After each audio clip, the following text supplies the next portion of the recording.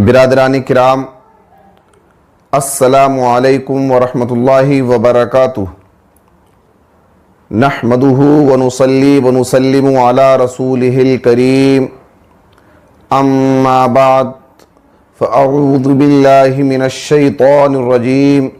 बिस्मिल्लाहिर रहमानिर रहीम। अक़ीमुस्सलाह। सदक़ल्लाहुल अज़ीम व सदक़ रसूलुहुन नबियुल अमीनुल करीमुल मकीन व नहनु अला ज़ालिका लमिनश शाहिदीन वश्शाकिरीन वल्हम्दुलिल्लाहि रब्बिल आलमीन। नाज़रीन किराम,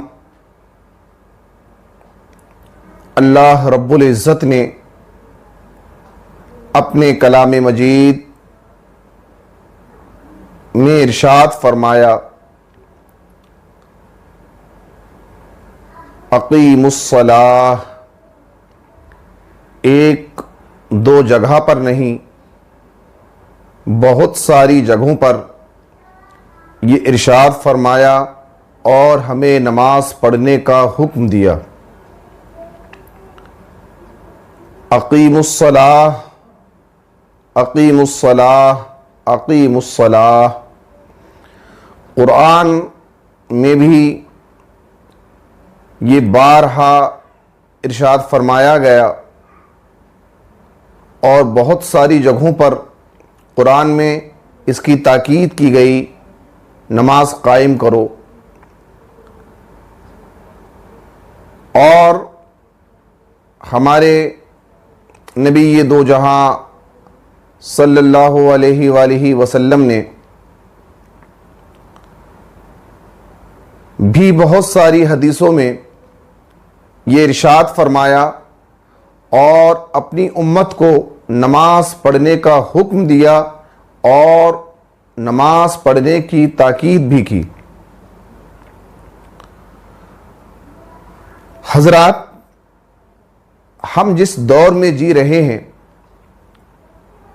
जिस दौर से हम गुजर रहे हैं, बड़ा पुरखतर दौर है। ईमान के लिए बड़ा खतरनाक दौर है और हम दुनिया की रंगीनियों में इस तरह खो गए हैं, इस तरह अपने आप को हमने अपनी दुनिया में समा दिया है कि हमारे पास नमाज पढ़ने का वक्त ही नहीं। दुनिया के तमाम कामों के लिए, तमाम बातों के लिए हमारे पास वक्त है और वक्त ही वक्त है, लेकिन बड़ा अफसोस का मकाम है, नमाज पढ़ने के लिए हमारे पास वक्त ही नहीं है। नाज़रीन, जिस नमाज का हुक्म अल्लाह रब्बुल इज़्ज़त ने, दोनों जहां के खालिक ने, हमारे परवरदिगार ने हुक्म दिया, नमाज पढ़ने की ताकीद की, उसी माबूद की, उसी रब की जिसने हमें रोजी देने का वादा किया, हम उस रोजी कमाने के चक्कर में ऐसे फंस गए हैं कि अपने उस रब का ही कहना नहीं मानते, उस रब के फरमान को ही नजरअंदाज करते हैं जिस रब ने हमें हुक्म दिया और जो रब हमसे इतना प्यार करता है कि हमारी 70 माहों से ज्यादा प्यार करता है। उस रब को ही उस रब को तो हम मानते हैं, लेकिन उस रब की बात नहीं मानते। आइए मैं आपको अपने नबी की बारगाह में ले चलता हूं। मेरे प्यारे प्यारे आका नबी ये दो जहां सल्लल्लाहु अलैहि वसल्लम ने वैसे तो बहुत सारी जगहों पर नमाज की ताकीद की है, नमाज पढ़ने का हुक्म दिया है। मैं उनमें से आपको कुछ हदीस और कुछ का मफहूम बयान कर देता हूं, ताकि आपको ये अंदाजा लगे कि नमाज की अहमियत क्या है, नमाज की फर्जियत क्या है, नमाज क्या चीज है, किस दर्जे की फजीलत की हामिल है नमाज। तो हम जिस नबी के उम्मती हैं, जिस नबी के मानने वाले हैं, हमारे नबी ये दो जहां सल्लल्लाहु अलैहि वसल्लम ने इरशाद फरमाया, जुइलत कुर्रतु ऐनी फिस्सलाह, नमाज मेरी आंखों की ठंडक है, जिसका मफहूम है बहुत आसान अल्फाज में आपको बयान कर रहा हूं। उसका मफहूम ये है कि नमाज मेरी आंखों की ठंडक है। नमाज अगर आप पढ़ोगे, अपनी उम्मत से आप इरशाद फरमा रहे हैं, अहले ईमान को मुखातिब कर रहे हैं कि अगर आप नमाज पढ़ोगे तो मेरी आंखों को ठंडक मिलेगी, मुझे राहत मिलेगी। तो हजरात, एक और जगह पे नबी ये दो जहां सल्लल्लाहु अलैहि वसल्लम इरशाद फरमाते हैं, अस्सलातु इमादुद्दीन, मन अकामहा फ़क़द अकामद्दीन वमन तरकहा फ़क़द हदमद्दीन। नमाज दीन का सुतून है, नमाज दीन का सुतून है। जिसने नमाज कायम की उसने दीन को कायम किया, जिसने नमाज कायम की उसने दीन को कायम किया, और जिसने नमाज को तर्क किया, नमाज को छोड़ दिया, उसने दीन का बड़ा नुकसान किया, दीन का बहुत बड़ा नुकसान किया। हजरात, हम सोचे तो, एक बार हम अपने अंदर झांकें, अपने ज़मीर से पूछें, अपने आप से पूछें, ये हम क्या कर रहे हैं। हम उस नबी की बात नहीं मान रहे हैं जिस नबी की मोहब्बत का हम दावा भरते हैं। हम ये दावा करते हैं कि हम आपकी नामूस पे, आपकी इज्जत पे अपनी जान निछावर कर देंगे, लेकिन यहां जान तो बहुत बड़ी बात, यहां तो हम अपने आप को तकलीफ नहीं देना चाहते, अपने आप को, अपने रब की बारगाह में नहीं ले जाना चाहते, अपने नबी की बात नहीं मानना चाहते।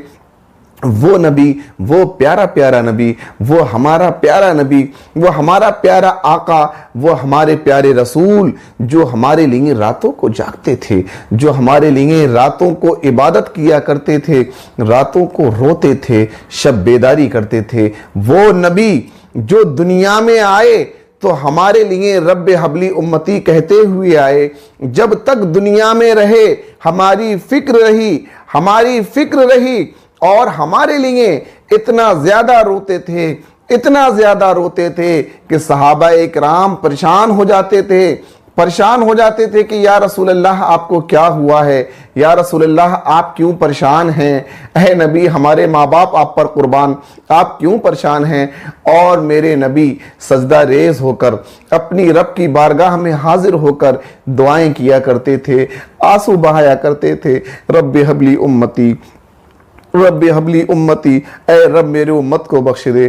और हम कैसे उम्मती हैं अपने नबी की, उस नबी की जो हमें इतना चाहने वाला था, जो हमारी फिक्र इतनी किया करता था, इतनी फिक्र किया करता था, रातों को जागता था, इबादत करता था, रातों को हमारी खातिर रोया करता था।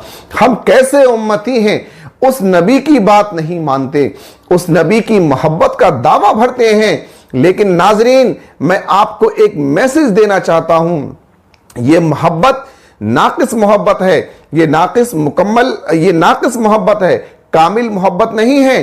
कामिल मोहब्बत का ये तकाजा नहीं है। आप दुनिया में आ जाइए आप, हालांकि दुनिया की मोहब्बत से नबी की मोहब्बत की कोई मिसाल नहीं है, इसलिए कि नबी ने इरशाद फरमाया, जब तक किसी भी मोमिन के दिल में मेरी मोहब्बत, उसकी हर चीज, रिश्तेदार, जो भी रिश्तेदार हों, जितने भी रिश्ते हैं दुनिया में, उन सब से ज्यादा उसके दिल में मेरी मोहब्बत ना हो, जब तक वो कामिल मोमिन नहीं हो सकता।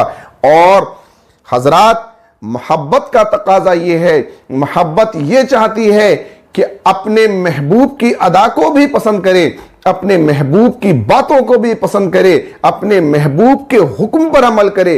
ये मोहब्बत का तकाजा है। नाजरीन, हम अगर अपने नबी से मोहब्बत करते हैं, सच्ची मोहब्बत करते हैं, दिल से मोहब्बत करते हैं, तो हमें अपने नबी की आंखों को ठंडक पहुंचाना होगी।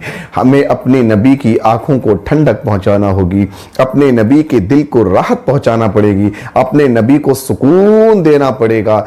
वो नबी जो अपनी कब्र में आज भी जलवा अफरोज हैं, वो नबी जो आज भी हमारी बातों को सुनते हैं, हमारी अदाओं को देखते हैं, उस नबी के बारे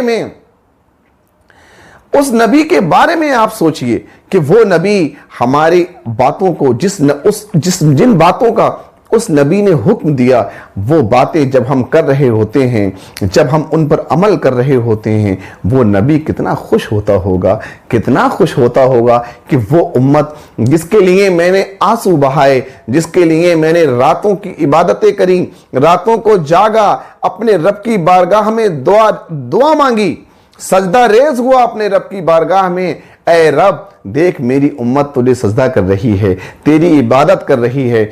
इसको इबादत करने का ढंग नहीं है, इबादत करने का तरीका नहीं है, मगर जो भी तरीका उनसे आता है उस तरीके से अपनी इबादत पूरी कर रहे हैं, अपनी इबादत को मुकम्मल कर रहे हैं, नमाज पढ़ रहे हैं, जिसका तूने हुक्म दिया, मुझे हुक्म दिया, मेरी उम्मत को हुक्म दिया, अपने बंदों को हुक्म दिया, जिसकी ताकीद तूने मुझसे करवाई, मैंने इनको ताकीद की, और ये आज तेरी बारगाह में सजदा रेज हैं। वो नबी कितना खुश होता होगा। और नाजरीन, मैं आपको और आगे बढ़ाता चलूं, नमाज की अहमियत का अंदाजा आप इससे लगा सकते हैं। माह मुहर्रम चल रहा है, मुहर्रम शरीफ का महीना शुरू हो गया है। मुहर्रम शरीफ के महीने में हम हजरत हुसैन के नाम पर मजलिसें सजाते हैं, लंगर करते हैं, नजरो न्याज करते हैं, मोहब्बत के दावे भरते हैं, हुसैन से मोहब्बत के दावे भरते हैं। हुसैन हम तुझ पे जान निछावर कर देंगे, हुसैन हम तेरी मोहब्बत के दीवाने हैं, हुसैन हम तुझ पे मरते हैं, हुसैन हुसैन। पूरे मुहर्रम हम पूरी साल हुसैन हुसैन करते हैं, हुसैन की शहादत को याद करते हैं, हुसैन की कुर्बानी को याद करते हैं। हुसैन का गम तो होता है, लेकिन हुसैन की बातों पे अमल नहीं करते। नाजरीन, कैसी मोहब्बत है, कैसी मोहब्बत है। जिस हुसैन की मोहब्बत का इतना दम भरते हो, जरा कुछ देर के लिए उस हुसैन के बारे में सोचिए। आइए मैं आपको करबला के मैदान में लिए चलता हूं, सिर्फ कुछ देर के लिए आप तसव्वुर करिए, आप नमाज की अहमियत का अंदाजा लगाइए कि नमाज क्या चीज है। जब इमाम हुसैन करबला की तपती हुई जमीन पर, रेगिस्तान में करबला की जमीन, तपती हुई जमीन, अली असगर का तड़पता हुआ बचपन, अली अकबर की लुटती हुई जवानी, अपने खानदान के अफराद की शहादत, अपने दोस्त, अपने अहबाब, अपने मुताल्लिकीन की शहादत, उनकी लाशें बिछी पड़ी हैं। 3 दिन की भूख का एहसास, 3 दिन की प्यास की शिद्दत, हाथों पे अली असगर का जनाजा, अली अकबर की लाश सामने, हजरत कासिम की लाश सामने। नाजरीन, आप एक लम्हे के लिए सोचिए, वो भी क्या लम्हा रहा होगा, क्या लम्हा रहा होगा जब जमीन रो रही थी, आसमान रो रहा था, मलाइका गिरिया कर रहे थे, सभी चीजें गिरिया कर रही थी। आपने हदीसें भी सुनी होंगी, हमारे नबी के दो जहां सल्लल्लाहु अलैहि वसल्लम उस वक्त कितना परेशान थे उस वक्त। आपने कई हदीसें सुनी होंगी इस ताल्लुक से। नाजरीन, आप सोचिए, मेरे हुसैन ने उस वक्त में नमाज का ख्याल रखा, नमाज कज़ा नहीं होने दी, उस वक्त में नमाज का ख्याल रखा। नाजरीन, सोचिए तो आप सोचिए, नमाज क्या चीज है। मेरा हुसैन जिसका बदन तीरों से छल्ली है, तलवारों की मार से जख्मी है, पूरा बदन लहूलुहान है, जिस्म से खून जारी है, और मेरा हुसैन सजदे में, मेरा हुसैन सजदे में है। नाजरीन, हम कैसे मानने वाले हैं, हम कैसे मानने वाले हैं? अल्लाह ने हमें तो सब कुछ दिया है, हम तो किसी परेशानी में भी नहीं है, हमारे पास वक्त भी है, उसके बाद हम नमाज नहीं पढ़ते। हम कैसे नबी के उम्मती हैं, कैसे हुसैन के चाहने वाले हैं कि हम हुसैन को मानते हैं मगर हुसैन की बातों पे अमल नहीं करते। हुसैन ने तो हमें करके दिखा दिया, हुसैन ने हमें करके दिखा दिया कि नमाज कोई भी हालत हो, कितनी भी परेशानी में हो आप, कोई भी परेशानी हो, लेकिन आप पे नमाज माफ नहीं है। नाजरीन, ये बिल्कुल हतमी फैसला है, कोई नमाज में छूट नहीं है। हर मुसलमान आकिल बालिग पर नमाज फर्ज है, और फर्ज भी इस्लाम में दाखिल होने के बाद आपको बताता चलूं, अल्लाह का शुक्र एहसान है, जितना शुक्र अदा करो कम है। अल्लाह ने हमारी पैदाइश ही मुस्लिम घराने में की है, अहले ईमान में की है, हमने आंख ही अल्लाह के नाम पर खोली है। अल्लाह का बड़ा शुक्र एहसान है। नाजरीन, आपको बताता चलूं, इस्लाम में दाखिल होने के बाद सबसे बड़ा और सबसे पहला जो फरीजा है वो नमाज है। नमाज, इसीलिए नमाज का कुरान में बार बार हुक्म आया, बार बार ताकीद की गई, नमाज कायम करो, अकीमुस्सलाह, नमाज कायम करो, नमाज कायम करो। और इसीलिए हमारे नबी ने बार बार इरशाद फरमाया, नमाज की ताकीद की, नमाज कायम करो, नमाज कायम करो, नमाज कायम करो। क्या सहाबाए इकराम, क्या अशरे मुबशरा, जिनको दुनिया में जन्नत की बशारत दे दी, जिनको दुनिया में ही जन्नत की बशारत दे दी थी मेरे नबी ने, और जिनको यकीन था कि ये नबी ऐसा नबी है जिसकी हर बात सच्ची है, हर बात सच्ची है, उन सहाबाए इकराम, अगर वो सहाबाए इकराम चाहते या वो ये सोच लेते कि हमें जन्नत की बशारत मिली है तो हम नमाज ना पढ़े, ऐसा नहीं है। नाजरीन, आप देखिए वो अशरे मुबशरा जिन पर हमारी जाने कुर्बान, वो सहाबाए इकराम, वो अहले बैत अतहार जिन पर हमारी जाने कुर्बान, हमारे माँ बाप कुर्बान, आप उनकी हालात जिंदगी पढ़िए, उनकी आप जिंदगी के अहवाल पढ़िए कि नमाज को कितनी अहमियत दी है उन्होंने। और मेरे हुसैन ने तो करबला के मैदान में करके दिखा दिया, करके दिखा दिया कि नमाज क्या चीज है, नमाज किसी हाल में माफ नहीं है। जब मेरे हुसैन ने इतनी लाशें बिछने के बाद, 3 दिन की भूख प्यास के बाद, इतने गम सहने के बाद, उसके बाद नमाज नहीं छोड़ी, उसके बाद नमाज कज़ा नहीं होने दी, नमाज कज़ा नहीं की आपने, नमाज अदा की। करबला की जमीन आज भी गवाह है कि हुसैन ने नमाज कज़ा नहीं की, शहादत हो गई, अपनी जान दे दी, बातिल के आगे नहीं झुके और अपनी नमाज कज़ा नहीं होने दी। हजरात, उस नमाज की अहमियत का अंदाजा लगाइए आप।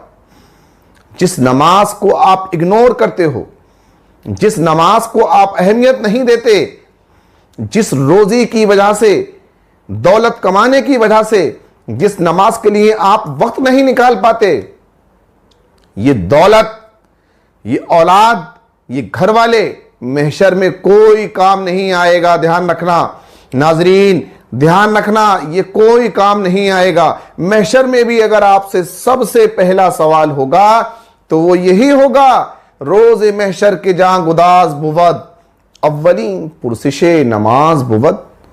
रोज़े महशर कि जिस दिन हमारी जानें पिघल रही होंगी, सूरज सवा नेज़े पर होगा, नफ्सा नफ्सी का आलम होगा, कोई किसी का ना होगा, कोई किसी को पहचानता नहीं होगा, हर आदमी नफ्सी नफ्सी का आलम में होगा, हर इंसान परेशानी में होगा, सहारे तलाश कर रहा होगा।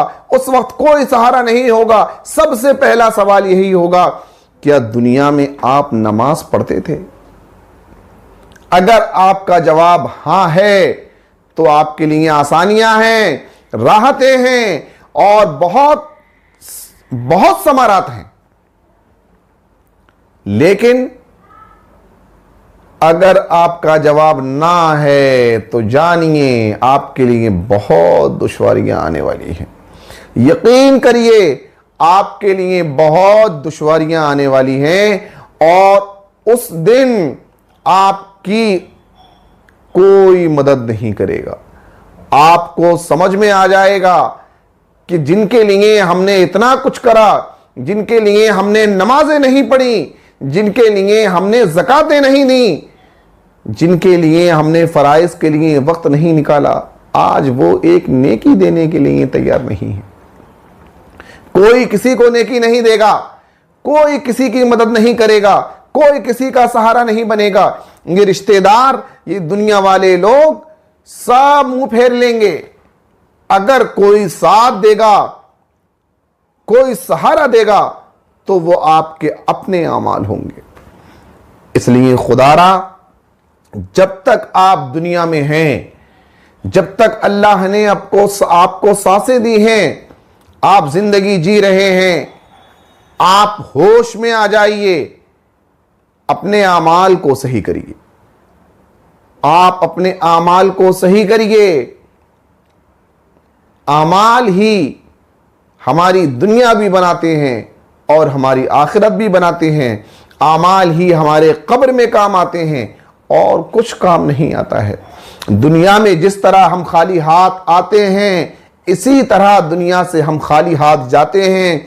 चाहे यहां हम करोड़ों रुपए की प्रॉपर्टी कर लें, जायदाद कर लें, जमीनें कर लें, मकान कर लें, कोई काम नहीं आता है। जिस तरह हम खाली हाथ आते हैं दुनिया में, इसी तरह खाली हाथ वापस चले जाते हैं। हां, अगर हमारे साथ कुछ जाता है तो वो आमाल जो हमने अपनी जिंदगी में दुनिया में किए हैं, सिर्फ वही आमाल हमारे साथ जाते हैं और उन्हीं की जजा या सजा हमें दी जाती है। तो खुदा के वास्ते अपनी जिंदगी को पहचानिए। बहुत कीमती जिंदगी है और आप ऐसी उम्मत में पैदा हुए हैं, उस नबी की उम्मत में पैदा हुए हैं। आप इस उम्मत की कीमत का अंदाजा लगाना चाहते हैं आप, तो अंदाजा लगाइए। ये वो उम्मत मोहम्मदिया है जिस उम्मत मोहम्मदिया में पैदा होने के लिए नबी ने ख्वाहिश जाहिर की थी कि मैं उस नबी की उम्मत में पैदा होता। उस नबी ने ख्वाहिश जाहिर करी थी कि मैं उस नबी की मैं मोहम्मद मुस्तफ़ा सल्लल्लाहु अलैहि वसल्लम की उम्मत में पैदा होता। वो नबी जो अपने रब का बहुत महबूब था, उसने अपने रब से दुआ करी कि मैं उम्मत मुहम्मदिया सल्लल्लाहु अलैहि वसल्लम में पैदा होता। इस उम्मत का अंदाजा आप लगाइए। ये उम्मत मुहम्मदिया कितनी खुश नसीब है, उम्मत मुहम्मदिया कितनी नसीब वाली है। अल्लाह ने हमें कितना नसीब वाला किया है कि हम जैसे गुनहगारों को अपने महबूब की उम्मत में पैदा फरमाया। रब का बड़ा फजल है हम पर, रब का बड़ा एहसान है हम पर कि उसने अपने महबूब की उम्मत में पैदा फरमाया। तो हम भी अपने उम्मती होने का फ़र्ज निभाएं, हम भी अपने उम्मती होने का फ़र्ज निभाएं और हमारे ऊपर अल्लाह रब्बुल इज़्ज़त ने जो फ़र्ज किया है उसको अदा करें। नाज़रीन, अपनी जिंदगी से, अपनी मसरूफ जिंदगी से, बिजी लाइफ से अल्लाह की इबादत के लिए वक्त निकालिए। इससे पहले नमाज पढ़िए। आप इससे पहले नमाज पढ़ें कि आपकी नमाज पढ़ी जाए।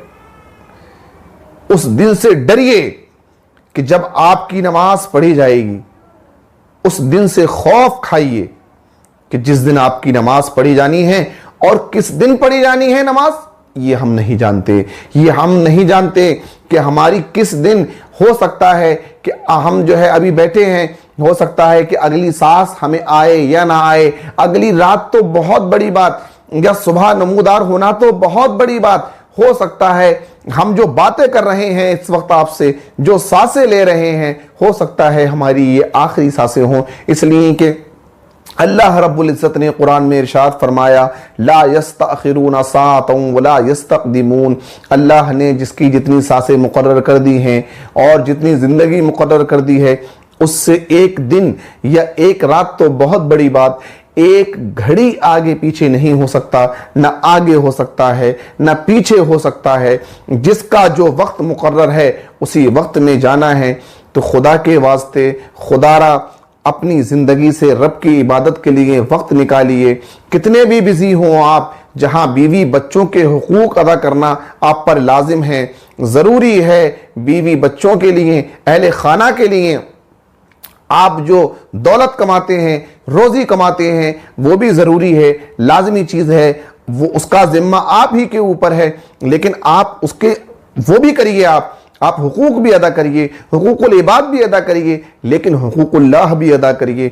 हुकूकुल इबाद की वजह से आप हुकूकुल्लाह को नज़रअंदाज नहीं कर सकते, हुकूकुल्लाह की वजह से आप हुकूकुल इबाद को नज़रअंदाज नहीं कर सकते। दोनों चीज़ें ज़रूरी हैं। हुकूकुल इबाद भी अदा करिए, हुकूकुल्लाह भी अदा करिए।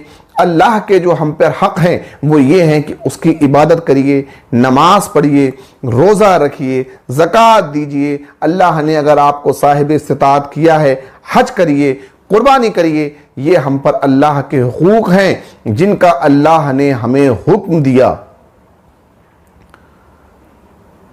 मैं आपसे ये गुजारिश कर रहा हूं अपने YouTube चैनल रिजवी मरकज़ की तरफ से, आपको उसकी मैं ये गुजारिश कर रहा हूं कि आप नमाज कायम करिए, नमाज कायम करिए। नमाज बहुत अहम फरीज़ा है। नमाज, यहां आपको एक मसला और बताता चलूं नाजरीन, जुमे के ताल्लुक से आपको बताता चलूं, क्योंकि मैं देखता हूं जुमे का दिन होता है और हमारे बहुत सारे भाई दुकानें खोले बैठे रहते हैं, अपने काम वगैरह में मसरूफ रहते हैं। मैं आपको यहां एक मसला बताता चलूं, कुरान की एक आयत बताता चलूं। वो जुमा जिसको ईदुल मोमिनीन कहा गया, वो जुमा जिसको सैयदुल अय्याम कहा गया, उसकी अहमियत कुरान खुद बताता है। कुरान में एक जगह अल्लाह रब्बुल इज्जत ने इरशाद फरमाया जुमे के ताल्लुक से, या अय्युहल्लज़ीना आमनू इज़ा नूदिया लिस्सलाति मिन यौमिल जुमा फस्अऊ इला ज़िक्रिल्लाह वज़रुल बै। ए ईमान वालो, जब मुअज्जिन जुमे की नमाज के लिए आपको बुलाए, यानी अजान दे।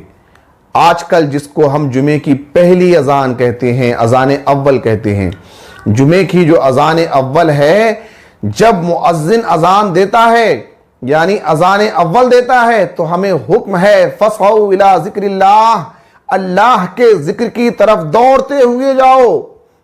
वज़रुल बै, और अपने कारोबार, अपनी दुकानें या जो भी आपकी रोजगार का जरिया हो, आपका जो भी जरिया माश हो, उसको बंद कर दो। वज़रुल बै, आप उसको बंद कर दें और अल्लाह के जिक्र की तरफ, अल्लाह की इबादत के लिए दौड़ते हुए जाओ। एक मसला आपको बता दूं, जुमे की जो अजान है उसके बाद आप रोजी नहीं कमा सकते। आप जो दौलत कमा रहे हैं वो आपकी दौलत हलाल नहीं होगी। चाहे कितनी भी मेहनत से आप क्यों ना कमाएं, कितनी भी मेहनत से कमाएं आप, वो रोजी आपके लिए जायज नहीं, आपके लिए हलाल नहीं। अल्लाह रब्बुल इज्जत ने इरशाद फरमाया वज़रुल बै, अपने कारोबार, अपनी तजारत, अपनी दुकानें, अपना जरिया माश बंद कर दो और अल्लाह के जिक्र की तरफ, नमाज के लिए, जुमे की नमाज के लिए दौड़ते हुए जाओ। तो हजरात याद रखिए, ये बड़ा अहम मैसेज है। हम अपने YouTube चैनल रिजवी मरकज की जानिब से आपको ये मैसेज देना चाहते हैं कि जब जुमे का दिन हो और मुअज्जिन अजान दे और आपको नमाज के लिए बुलाए, कोशिश करिए कि आप उस बुलाने से पहले अपने कारोबार बंद कर दीजिए, और अगर नहीं हो पा रहा है तो अजान होते ही फौरन बंद कर दीजिए आप, इसलिए कि उसके बाद रोजी कमाना हमारे लिए जायज नहीं, हलाल नहीं। तो नाजरीन, हम आपसे गुजारिश कर रहे हैं, हमारा चैनल रिजवी मरकज आपसे ये इल्तिमास कर रहा है कि जिस अल्लाह रब्बुल इज़्ज़त ने, हमारे माबूद ने, जिस रब ने हमें बार बार अपने कुरान में हुक्म दिया, ताकीद की नमाज की, जो हमारा नबी है, नबी ये दो जहां सल्लल्लाहु अलैहि वसल्लम, जिसने ताकीद की बार बार, जिसने नमाज पढ़ने का हुक्म दिया बार बार, जिस हुसैन ने करके दिखाया, जिस हुसैन ने करबला की जमीन पे करके दिखाया, अपनी शहादत दी, अपने अहले खाना की शहादत दी, अपने अहबाब की शहादत दी और नमाज कायम की। हमारे हुसैन ने ये बात साबित की कि नमाज किसी हाल में माफ नहीं है, नमाज किसी हाल में माफ नहीं है। इस्लाम जिंदा कर गया सजदा हुसैन का, इस्लाम जिंदा कर गया सजदा हुसैन का। हुसैन ने उस हाल में भी नमाज अदा की, आप तसव्वुर नहीं कर सकते, उस हाल में नमाज अदा की। तो मैं आपसे ये गुजारिश कर रहा हूं कि जिस नबी की मोहब्बत का हम दावा भरते हैं, हम दावा पेश करते हैं, जिस हुसैन की मोहब्बत का हम दावा भरते हैं, जिस रब की मोहब्बत का हम दावा भरते हैं, उनकी बातों पे अमल करिए, उनकी बातों को मानिए, उस नबी की बात मानिए, उस हुसैन की बात मानिए, उस रब की बात मानिए। रोजी की फिक्र मत करिए, रोजी की फिक्र मत करिए। रोजी तो हर हाल में अल्लाह ताला हमें देगा। रोजी कमाना चाहिए, मेहनत करना चाहिए। मैं ये नहीं कहता कि मेहनत ना करें, आप मेहनत करिए, रोजी कमाइए, लेकिन उसके साथ साथ इबादत भी कीजिए। जो हम पे फराइज हैं वो अदा करिए, जो हमें हुक्म दिए गए हैं कुरान और हदीस में उस पर अमल करिए। नाज़रीन, मैं आपसे सिर्फ इतनी ही गुजारिश करूंगा, सिर्फ इतनी गुजारिश करूंगा, आज से आप अहद करिए, अपने पिछले गुनाहों की माफ़ी अपने रब से मांगिए। अल्लाह रब्बुल इज़्ज़त माफ़ फरमाने वाला है, रहम फरमाने वाला है, हम पर रहम व करम फरमाएगा। अपने रब से दुआ करिए, अपने रब की बारगाह में इस्तिग़फ़ार कीजिए, अपने गुनाहों की माफ़ी मांगिए, और आज से, अभी से आप ये अहद करिए कि हम इंशाअल्लाहुल अज़ीज़ 5 वक्ता नमाजी बन जाएंगे, 5 वक्त की नमाजें अदा करेंगे।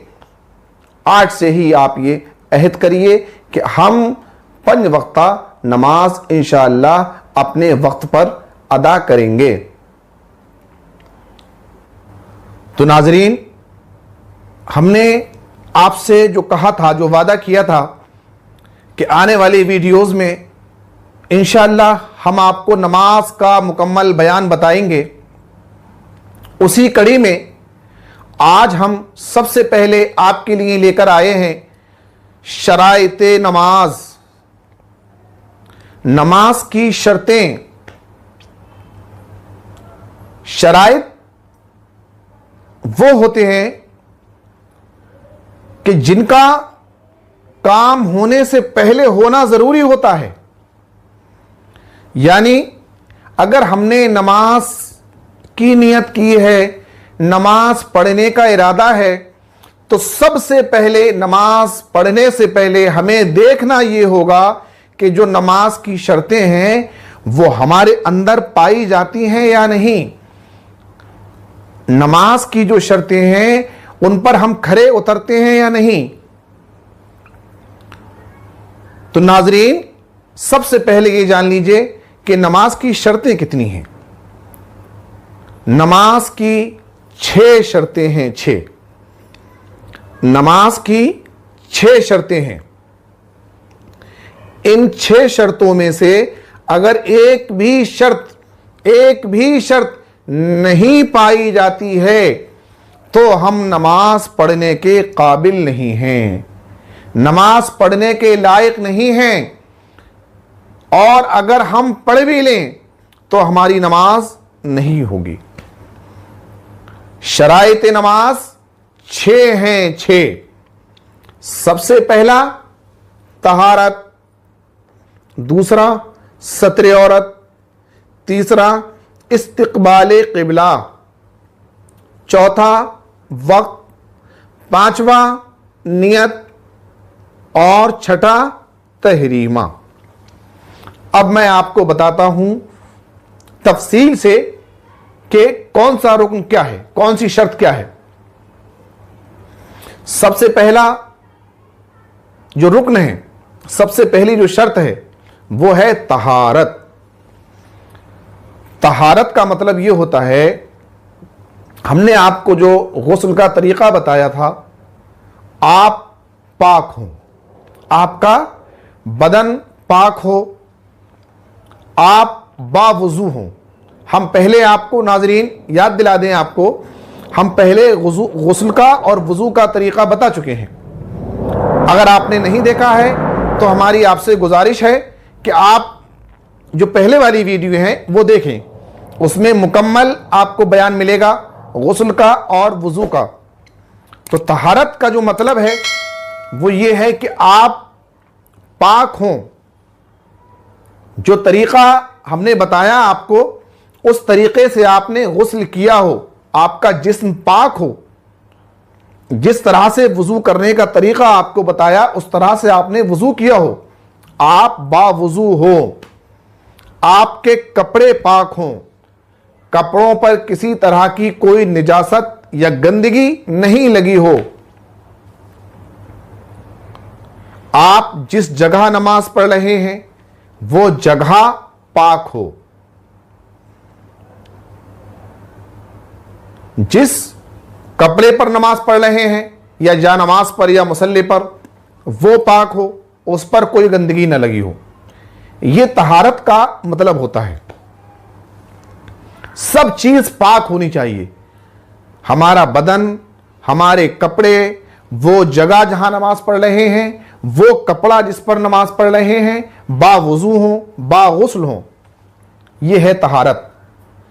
दूसरे नंबर पर आता है सत्रे औरत। मर्द का जो सत्रे औरत जो हिस्सा कहलाता है बदन का, वो होता है नाफ से लेकर घुटनों तक। नाफ से लेकर घुटनों तक इसका छुपाना शर्त है। यह छुपा हुआ होना चाहिए मर्द का, यह शर्त है। अगर नहीं छुपा होगा तो नमाज नहीं होगी, नमाज के हम लायक नहीं हैं, नमाज की शर्तों पर हम खरा नहीं उतरते। सत्रे औरत जो मर्द का जो हिस्सा है बदन का, नाफ से लेकर घुटनों तक, यह सत्रे औरत कहलाता है। इसका छुपा होना जरूरी है, शर्त है। तीसरा नंबर आता है इस्तिकबाले क़िबला। हमारा मुंह क़िबले की तरफ होना चाहिए, इस्तिकबाले क़िबला। और जब मैं नमाज का मुकम्मल तरीका बताऊंगा आपको स्टेप बाय स्टेप, उसमें आपको बताऊंगा इंशाअल्लाह कि जब से हम नमाज शुरू करते हैं और आखिर तक हमारी हर चीज का रुख क़िबले की तरफ होना चाहिए। यह है इस्तिकबाले क़िबला। हमारा रुख, हमारा मुंह काबे की तरफ, क़िबले की तरफ होना चाहिए, इस्तिकबाले क़िबला। चौथा है वक्त।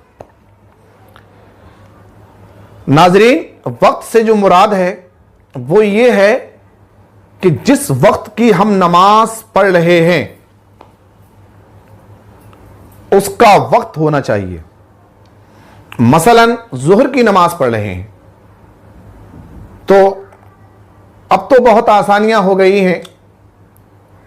हर शहर में, हर जगह हमारे बुजुर्गों ने, हमारे उलमा हजरात ने नक्शे तैयार कर दिए हैं। मस्जिदों में भी देखा है मैंने, मस्जिदों में लगे होते हैं। बड़ी आसानियां हैं हजरत। बुजुर्गों ने, उलमाए इकराम ने बड़ी मेहनतें करी हैं, बड़ी मशक्क़तें करी हैं, तब जाकर इस तरह की चीज़ें पैदा की हैं और आपको आसानियां फराहम की हैं। जगह जगह आपको नक्शे मिल जाएंगे, आप उसमें वक्त देख लीजिए। अगर जोहर की नमाज हम पढ़ने जा रहे हैं तो उसके लिए देख लें कि वक्त है या नहीं। वक्त होना शर्त है। जोहर की नमाज हो या असर की हो या मगरिब की हो, कोई भी नमाज हो, उसके लिए वक्त का होना शर्त है। उसके बाद नंबर आता है नियत का। पांचवी जो शर्त है वो है नियत। नियत का मतलब यह होता है कि हम जो नमाज पढ़ने जा रहे हैं, मसलन हम असर की नमाज पढ़ने जा रहे हैं तो हमारी नियत असर की होना चाहिए। असर की नमाज पढ़ने जा रहे हैं। अब हम फर्ज पढ़ने जा रहे हैं तो हमारी नियत फर्ज की होना चाहिए। हमारी नियत होनी चाहिए कि हम असर की 4 रकत नमाज फर्ज अदा करने जा रहे हैं। और नियत किसे कहते हैं आप जानते ही होंगे। नियत दिल के इरादे का नाम है।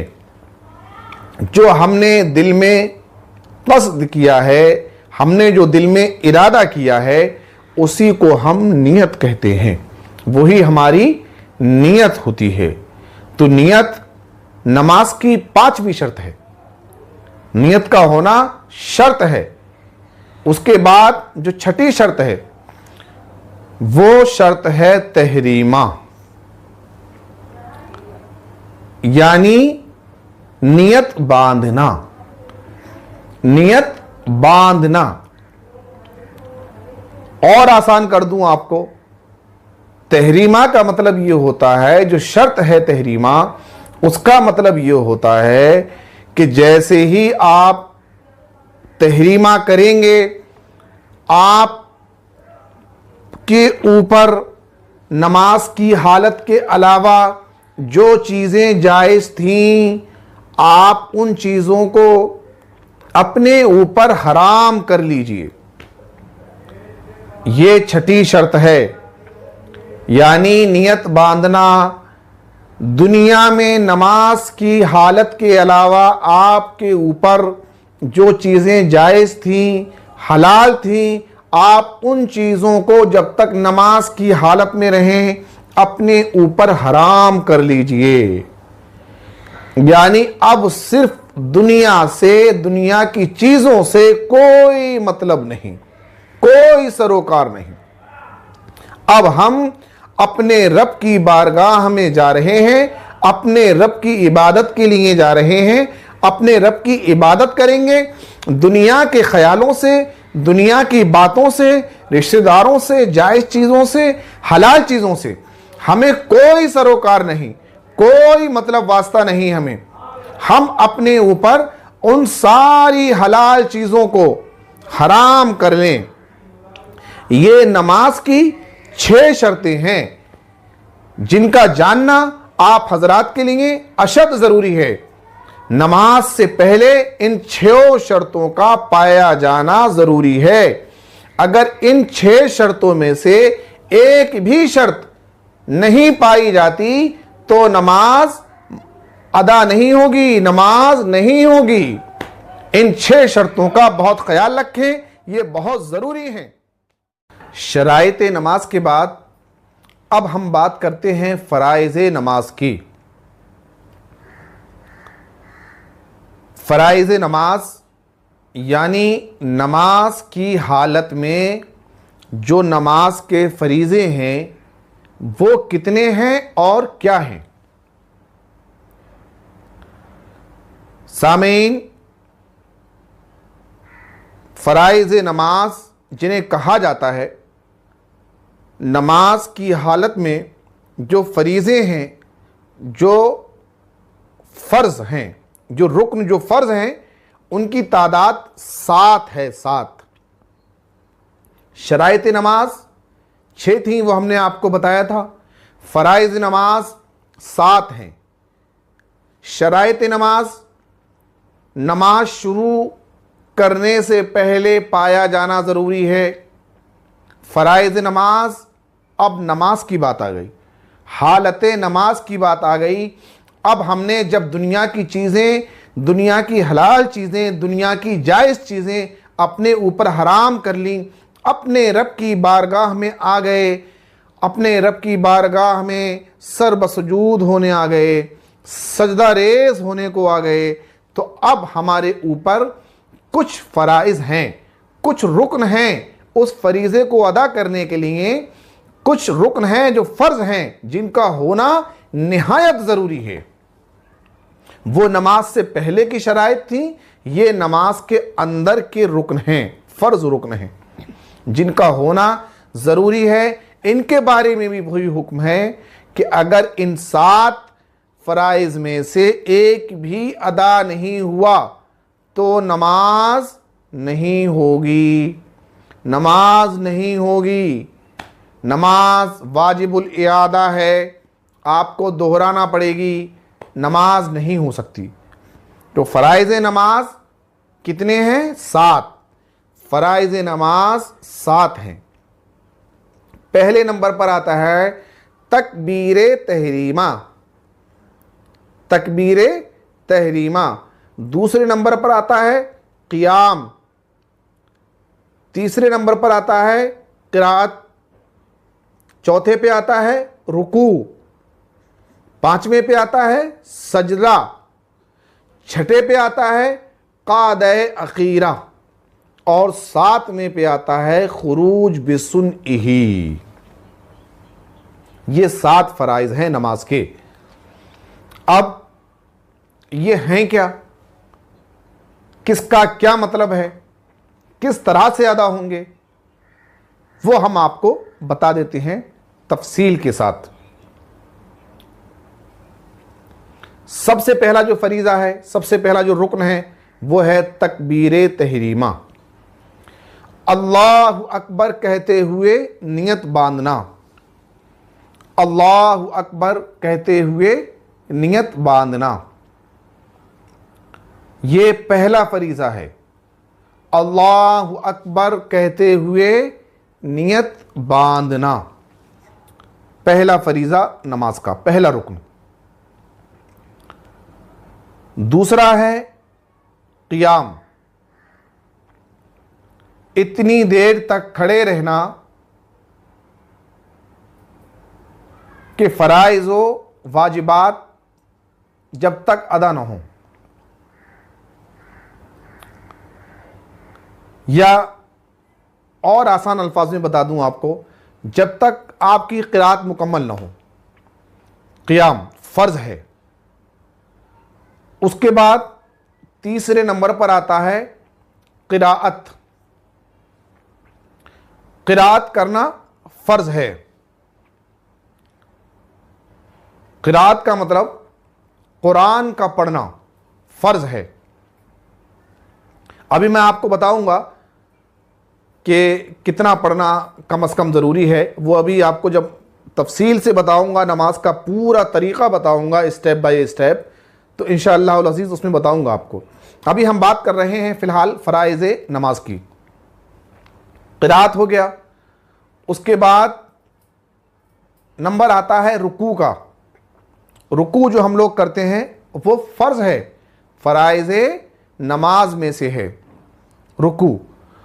और उसके बाद सजदा, सजदा जो हम लोग करते हैं, सजदा अपने रब की बारगाह में जो अपनी जबीनों को हम ज़मीन से लगाते हैं, उसी का नाम सजदा है। सजदा एक ऐसा अजीम रुकन है इस्लाम का, ऐसा अजीम रुकन है इस्लाम का कि हमें कहीं और देखने को नहीं मिलता। इसीलिए सजदे की अहमियत ये है कि रब के अलावा, अपने माबूद के अलावा किसी को हम सजदा नहीं कर सकते। हम किसी को सजदा नहीं कर सकते, चाहे वो कोई भी हो, हम किसी को सजदा नहीं कर सकते। सजदा करने का हुक्म जो है वो नमाज में है, और नमाज हम अपने रब के लिए पढ़ते हैं, अपने माबूद के लिए पढ़ते हैं। उसके बाद आता है क़ादा अखीरा, दूसरा वाला क़ादा, पहला वाला नहीं, दूसरा वाला, जो आखिर में जो बैठते हैं अत्तहियात पढ़ने के लिए, तशहुद के लिए जो बैठते हैं दूसरी मर्तबा, एक मर्तबा बैठते हैं 2 रकतों के बाद दूसरी रकत में, वो नहीं, एक मर्तबा जो बैठते हैं चौथी वाली में, आखिर रकत में जो तशहुद के लिए बैठते हैं, उसको हम कहते हैं क़ादा अखीरा।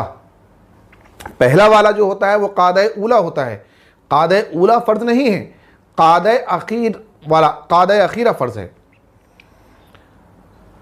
उसके बाद नंबर आता है खुरूज बिसुन्निही, अपने किसी अमल के ज़रिए नमाज की हालत से बाहर आना, ये फ़र्ज़ है। अपने किसी अमल से, किसी अमल के ज़रिए नमाज की हालत से बाहर आना, ये होता है खुरूज बिसुन्निही। जैसे आज कल हम लोग अस्सलामु अलैकुम वरहमतुल्लाह, अस्सलामु अलैकुम वरहमतुल्लाह कहते हुए नमाज की हालत से बाहर आते हैं। नमाज की हालत से बाहर आते हैं, ये फ़र्ज़ है। अस्सलामु अलैकुम, ये जो तरीक़ा जो बताया है, फ़र्ज़ जो है वो खुरूज बिसुन्निही है। किसी भी अमल के ज़रिए, किसी भी अमल के ज़रिए नमाज की हालत से बाहर आना, उसका बेहतर तरीक़ा ये है कि आप अस्सलामु अलैकुम कहकर नमाज की हालत से बाहर आ जाइए। तो नाज़रीन, आप हजरात अच्छी तरह समझ गए होंगे कि शराइत नमाज जो 6 थी, वो नमाज से पहले ज़रूरी होती हैं शराइत, जिनका होना निहायत ज़रूरी है नमाज पढ़ने के लिए, लेकिन वो पहले ज़रूरी हैं, नमाज शुरू करने से पहले। और ये फ़राइज़ नमाज हैं, ये नमाज की हालत में फ़र्ज़ हैं। जिस वक्त हम नमाज पढ़ रहे होते हैं, ये उस वक्त में फ़र्ज़ हैं। ये ऐसे फ़राइज़ हैं कि जिनमें से एक भी अदा नहीं हुआ। अगर कोई भी फ़र्ज़ अदा नहीं हुआ तो कोई भी इसकी तलाफ़ी नहीं है, आपकी नमाज वाजिबुल इयादा है, आपको नमाज दोहराना ही पड़ेगी, इसके अलावा कोई चारा नहीं है। ये फ़राइज़ नमाज हैं। 7 तकबीर तहरीमा हो गई, क़ियाम हो गया, क़िरात हो गई, रुकू हो गया, सजदा हो गया, और क़ादा अखीरा हो गया, और खुरूज बिसुन्निही हो गया। ये याद कर लीजिए सामीन, बहुत काम की चीज़ें हैं। शराइत भी याद कर लीजिए और फ़राइज़ भी याद कर लीजिए, और उनका होना ये भी याद रखिए, जो इन दोनों के दरमियान फ़र्क है। उनका होना नमाज से पहले शर्त है, नमाज से पहले ज़रूरी है। इनका होना नमाज की हालत में फ़र्ज़ है, नमाज की हालत में होना ज़रूरी है। इनमें से अगर एक भी नहीं पाया जाता तो हमारी नमाज नहीं होगी, वाजिबुल इयादा है। हम नमाज हर हाल में दोहराएंगे। तो ये अच्छी तरह से ज़हन नशी कर लीजिए, शराइत नमाज और फ़राइज़ नमाज। वाजिबात का हुक्म सुन लें। पहले तो वाजिबात का हुक्म यह है कि अगर कोई वाजिब या एक से ज़्यादा भी, एक रह जाए या 2 रह जाएं या और ज़्यादा रह जाएं, तो इसमें शराइत और फ़राइज़ की तरह हुक्म नहीं है। उसका तो यह था कि नमाज ही नहीं होगी, नमाज आपको दोहराना होगी। लेकिन वाजिबात में हमें कुछ रियायत की गई। रियायत ये की गई कि अगर आपका एक या एक से ज़ायद वाजिब छूट जाए, रह जाए, तो आपको आखिर में सजदे सहव करना पड़ेगा। आपका हो सकता है कभी इत्तिफाक हुआ हो किसी इमाम साहब ने सजदा साहब किया हो और आप जमात में हो और आपको ना पता हो सजदा साहब के बारे में, तो आज आप सुन लें सजदा साहब क्या है। सजदा साहब जो किया जाता है वो इसीलिए किया जाता है कि हमसे नमाज में कोई वाजिब या एक से ज़्यादा छूट गया है, तो उसका जो हमारे नमाज में कमी वाक़ आई, उस कमी को हम पूरा करते हैं सजदा सहव करके। सजदा सहव हम जो करते हैं वो हम करते हैं क़ादा अखीरा में। कब करते हैं? तशहुद के बाद करते हैं। उसका तरीक़ा क्या है? तरीक़ा यह है कि तशहुद पढ़ने के बाद हम सीधी तरफ को सलाम फेरते हैं और उसके बाद सजदा सहव करते हैं। यानी जिस तरह हम 2 सजदे करते थे हर रकात में, इसी तरह से हम 2 सजदे करेंगे और फिर बैठेंगे तशहुद के लिए और फिर शुरू से तशहुद पढ़ेंगे, दरूद इब्राहिमी पढ़ेंगे जिस तरह हम पढ़ते हैं आम हालत में, और फिर उसके बाद सलाम फेर देंगे। अब हमारी नमाज मुकम्मल हो जाएगी और हमें दोहराने की ज़रूरत नहीं है। ये है। अब आप वाजिबात सुन लीजिए कुछ। सूरह फातिहा पढ़ना, सूरह फातिहा पढ़ना हर रकत में ये वाजिब है। सूरह फातिहा पढ़ना हर रकात में वाजिब है। तशहुद पढ़ना वाजिब है। अत्तहियात जिसे हम बोलते हैं, अत्तहियात पढ़ना वाजिब है। उसके बाद जब हम सूरह फातिहा पढ़ते हैं, यानी कि अलहम्द शरीफ जिसे आप और हम अलहम्द शरीफ कहते हैं, सूरह फातिहा भी कहते हैं उसको, सूरह फातिहा और सूरत या आयत के दरमियान, यानी सूरह फातिहा के बाद हम कोई आयत पढ़ते हैं, कोई आयत बड़ी होती है तो 1 आयत पढ़ते हैं कम से कम, और छोटी होती है तो कम से कम 3 आयतें पढ़ते हैं, या कोई सूरत पढ़ते हैं, कुछ भी पढ़ें। अलहम्द के यानी सूरह फातिहा और सूरत के दरमियान आमीन और बिस्मिल्लाह के अलावा कुछ ना पढ़ना। सजदे से उठे आप, पहला सजदा आपने किया, दूसरे सजदे में आपको जाना है, पहले और दूसरे सजदे के दरमियान कोई रुक्न अदा ना करना। ये कुछ वाजिबात हैं। वित्र नमाज में दुआए कुनूत पढ़ना ये वाजिब है। और क़ादा अखीर तो फ़र्ज़ था, हमने बताया था आपको फ़राइज़ में क़ादा अखीर फ़र्ज़ था। क़ादा ऊला जो होता है 2 रक्तों के बाद, वो क़ादा ऊला कहलाता है, वो क़ादा ऊला है, वो वाजिब है। ये मशहूर वाजिबात मैं आपको बता देता हूँ, और अक्सर जो गलतियाँ करते हैं लोग वो वाजिबात मैं आपको बता देता हूँ। अगर एक रकत में एक ही रुकू का करना, एक ही रुकू करना है आपको, ये वाजिब है। एक रकत में 2 सजदे करना, ये भी वाजिब है, ये वाजिब है। इनमें से हुक्म पहले ही मैं आपको बता चुका हूं, हुक्म वाजिबात का हुक्म मैं आपको पहले ही बता चुका हूं कि वाजिबात का हुक्म यह है कि आप सजदा सहव कर लें और आपकी नमाज में जो कमी आई वो पूरी हो जाएगी। सजदा सहव करके हमारी तरफ से नमाज मुकम्मल हो जाएगी, दोहराने की ज़रूरत नहीं है। तो ये वाजिबात नमाज में से मैंने आपको बताए। जिनमें लोग अक्सर गलतियां करते हैं, वो वाजिबात मैंने आपको बता दिए। और एक वाजिब और जिसका मैं अक्सर जिसको मैं देखता हूं अक्सर लोग गलती करते हैं, वो भी आपको बता दूं। नमाज की हालत में उसकी सजदे की हालत में 3 उंगलियों का पेट लगना, ज़मीन से 3 उंगलियों का ज़मीन से पेट लगना वाजिब है। अक्सर मैं देखता हूं लोग गलती करते हैं, किसी का सिर्फ अंगूठा लगा होता है ज़मीन पर और किसी का तो पैर ही ज़मीन से ऊपर होता है।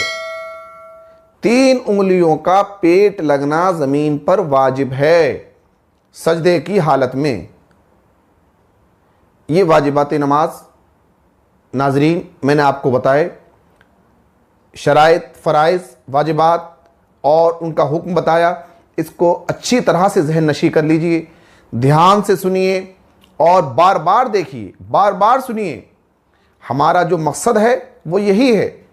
हमने जो यूट्यूब चैनल रिजवी मरकज़ बनाया है वो बनाया ही इसलिए है, हम चाहते हैं कि हम जो मेहनत करते हैं, जो मशक्क़त करते हैं, मेहनत करते हैं और आप हजरात तक मालूमात पहुँचाते हैं, दीन की बातें पहुँचाते हैं, दीनी बातें पहुँचाते हैं, दीन के मसाइल पहुँचाते हैं।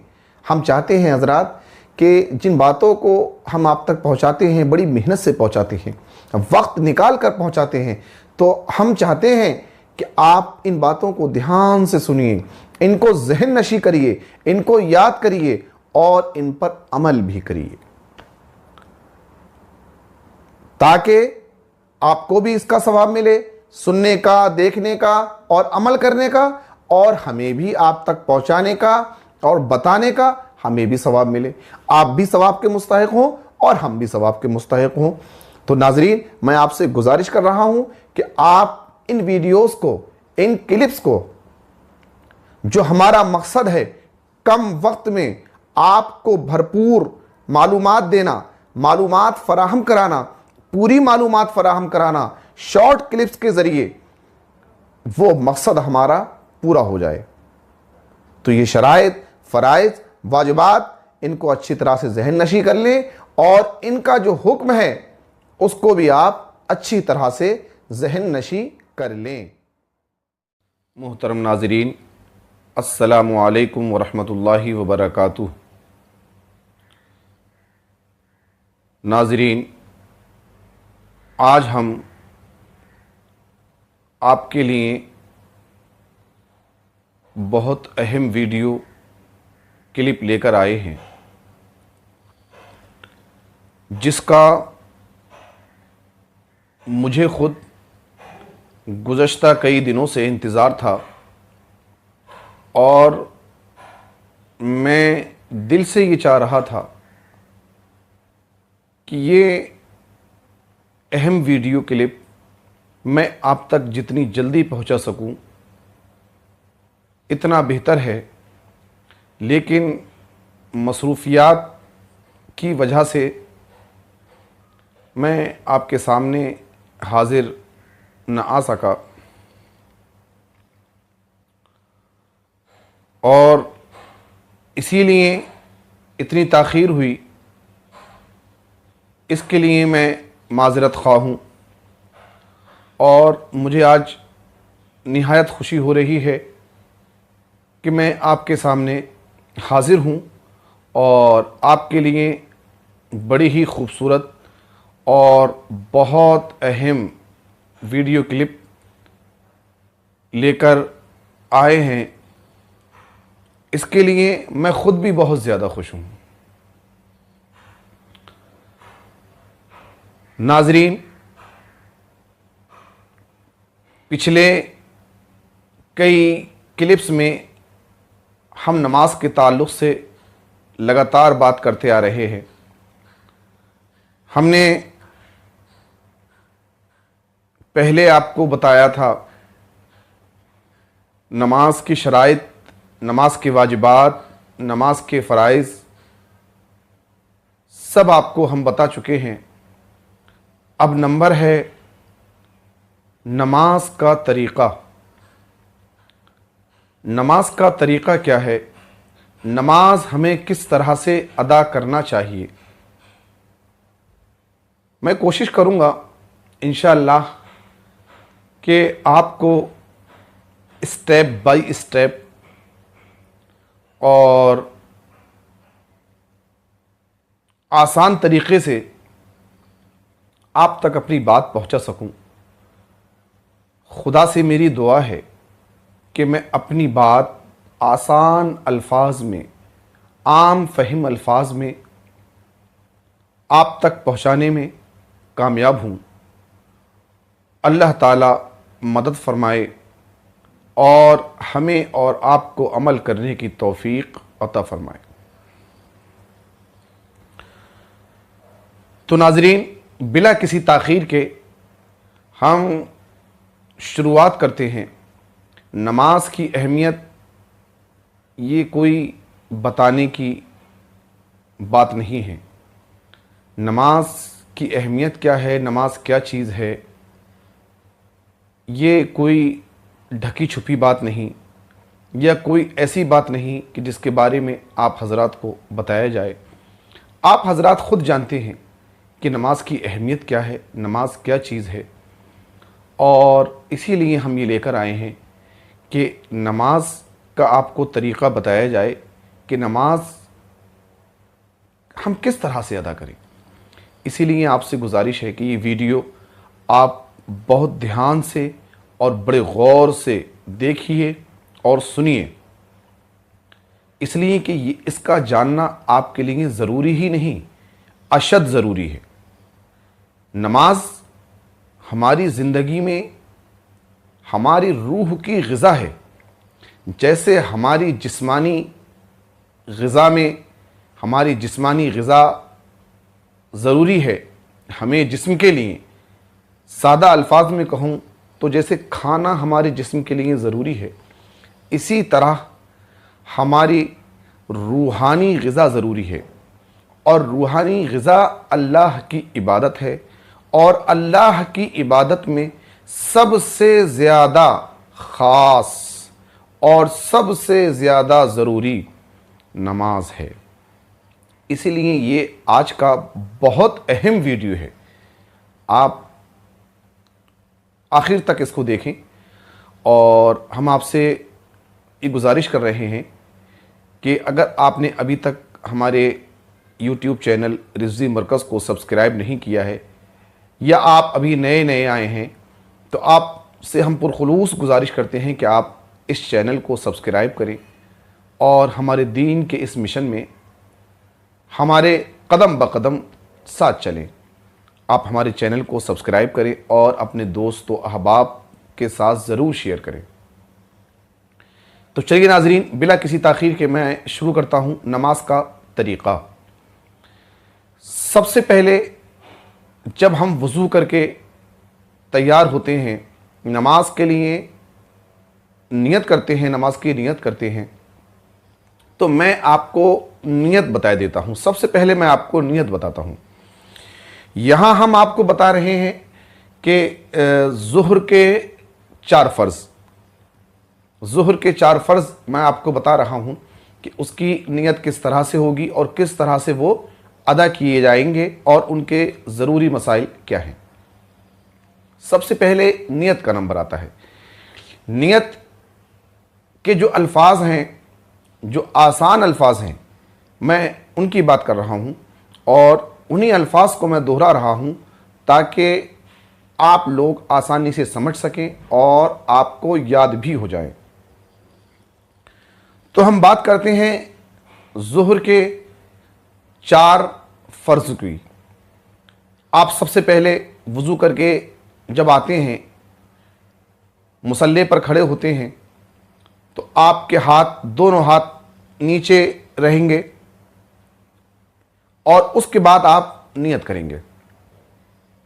नियत करता हूँ मैं इस नमाज की वास्ते अल्लाह ताला के 4 रकात नमाज फ़र्ज़ वास्ते अल्लाह ताला के वक्त ज़ुहर का मुँह मेरा तरफ काबा शरीफ को अल्लाहु अकबर, अल्लाहु अकबर, अल्लाहु अकबर आप जब कहेंगे तो आपके ये जो अंगूठे हैं, दोनों हाथों के अंगूठे, ये आपकी जो दोनों कानों की लौ हैं, इन पे टच होंगे, इनसे लगेंगे, और आपकी उंगलियों के जो मुंह हैं वो क़िबला रुख होंगे।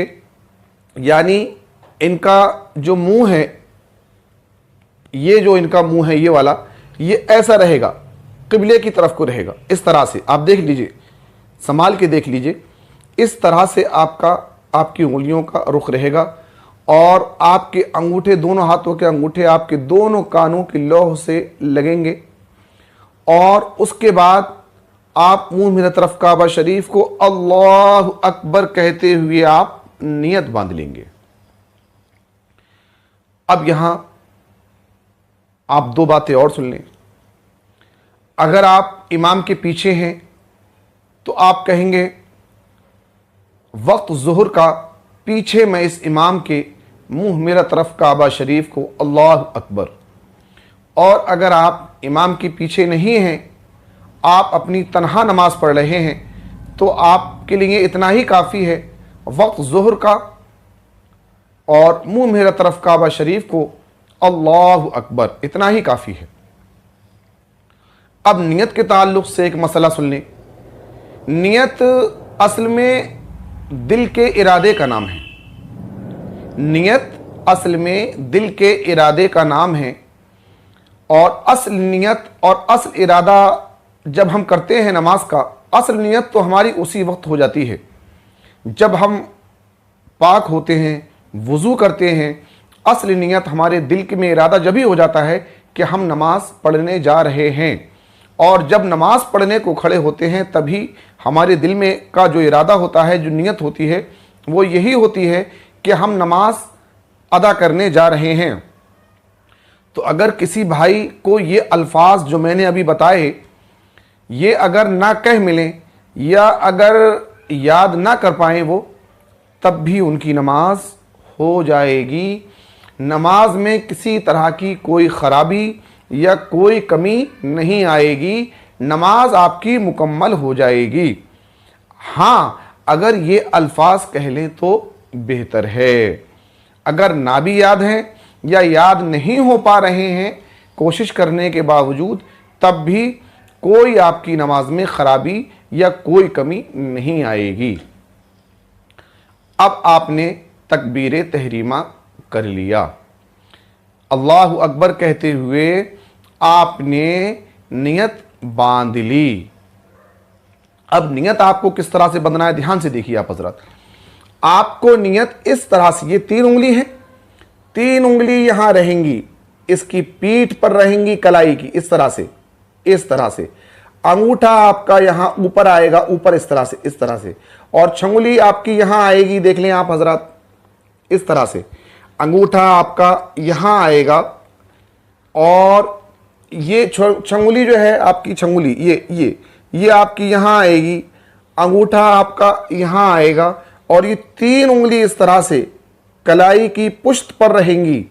इस तरह से आपको नियत बांधना है, और नाफ पर नियत बांधना है, नाफ पर नियत बांधना है, नाफ पर नियत बांधना है। यानी हाथ जो रखना है वो नाफ पर रखना है, यानी उल्टे हाथ की जो ये हथेली होना चाहिए वो नाफ पर होनी चाहिए, इस तरह से। और नियत जो बांधने का तरीका है वो आपकी ये अंगूठा जो है वो इस तरह से रहेगा, इस तरह से, इस तरह से। ये 3 उंगलियां आपकी इसकी पुष्ट पर रहेंगी, कलाई के इस तरह से रहेंगी, और ये छंगुली जो है ये इस तरह से रहेगी। इस तरह से आप नाफ पर नियत बांधेंगे। उसके बाद आप सना पढ़ेंगे। सना यानी सुब्हानक अल्लाहुम्मा। चलिए हम आपको पढ़ के भी बता देते हैं, ताकि जिन भाइयों को याद नहीं है या सही तरह से नहीं अदा कर पाते हैं, नहीं पढ़ पाते हैं, या तलफ़्फ़ुज़ सही नहीं है, लफ्ज़ी गलतियां हैं, तो वो सही कर सकते हैं। इसी नियत के साथ हम आपको सना पढ़ के सुना रहे हैं। सुब्हानकल्लाहुम्मा व बिहम्दिका व तबारकस्मुका व तआला जद्दुका वला इलाहा गैरुक। ये आपकी सना मुकम्मल हो गई। उसके बाद हम तावुज़ और तस्मिया पढ़ेंगे, यानी कि औज़ु बिल्लाहि मिनश शैतानिर रजीम बिस्मिल्लाहिर रहमानिर रहीम। उसके बाद सूरह फातिहा पढ़ेंगे। सूरह फातिहा मतलब अल्हम्द शरीफ, और अल्हम्द भी हम आपको पढ़ के सुनाई देते हैं, और वो भी इसी नियत और इसी खुलूस के साथ, ताकि किसी भाई की कोई कमी है या याद नहीं है या कोई गलती है तो वो सही कर सके। औज़ु बिल्लाहि मिनश शैतानिर रजीम बिस्मिल्लाहिर रहमानिर रहीम तो हमने पढ़ लिया। अब उसके बाद हम शुरू करेंगे अल्हम्दुलिल्लाहि रब्बिल आलमीन अर्रहमानिर रहीम मालिकी यौमिद्दीन इय्याका नअबुदु व इय्याका नस्तईन इहदिनस सिरातल मुस्तकीम सिरातल लज़ीना अनअमता अलैहिम गैरिल मग़दूबि अलैहिम वलद्दाल्लीन आमीन। उसके बाद हम कोई सूरत या कोई आयत या चंद आयात तिलावत करेंगे। यहां हम आपको सूरह इखलास पढ़ के सुनाई देते हैं, यानी कुल हुवल्लाहु अहद। आपने सूरह फातिहा पढ़ ली, वलद्दाल्लीन आमीन कह दिया आपने। उसके बाद आप फिर से बिस्मिल्लाह पढ़ेंगे, बिस्मिल्लाहिर रहमानिर रहीम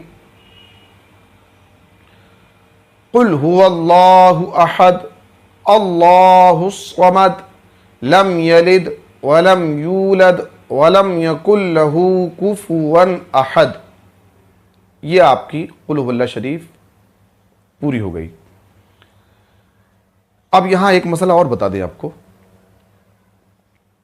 आप बिस्मिल्लाह सूरह फातिहा से पहले भी पढ़ेंगे, कोई आयत या चंद आयत या कोई सूरत अगर पढ़ेंगे तब भी आपको बिस्मिल्लाह पढ़ना चाहिए। बिस्मिल्लाह आपको पढ़ना होगी।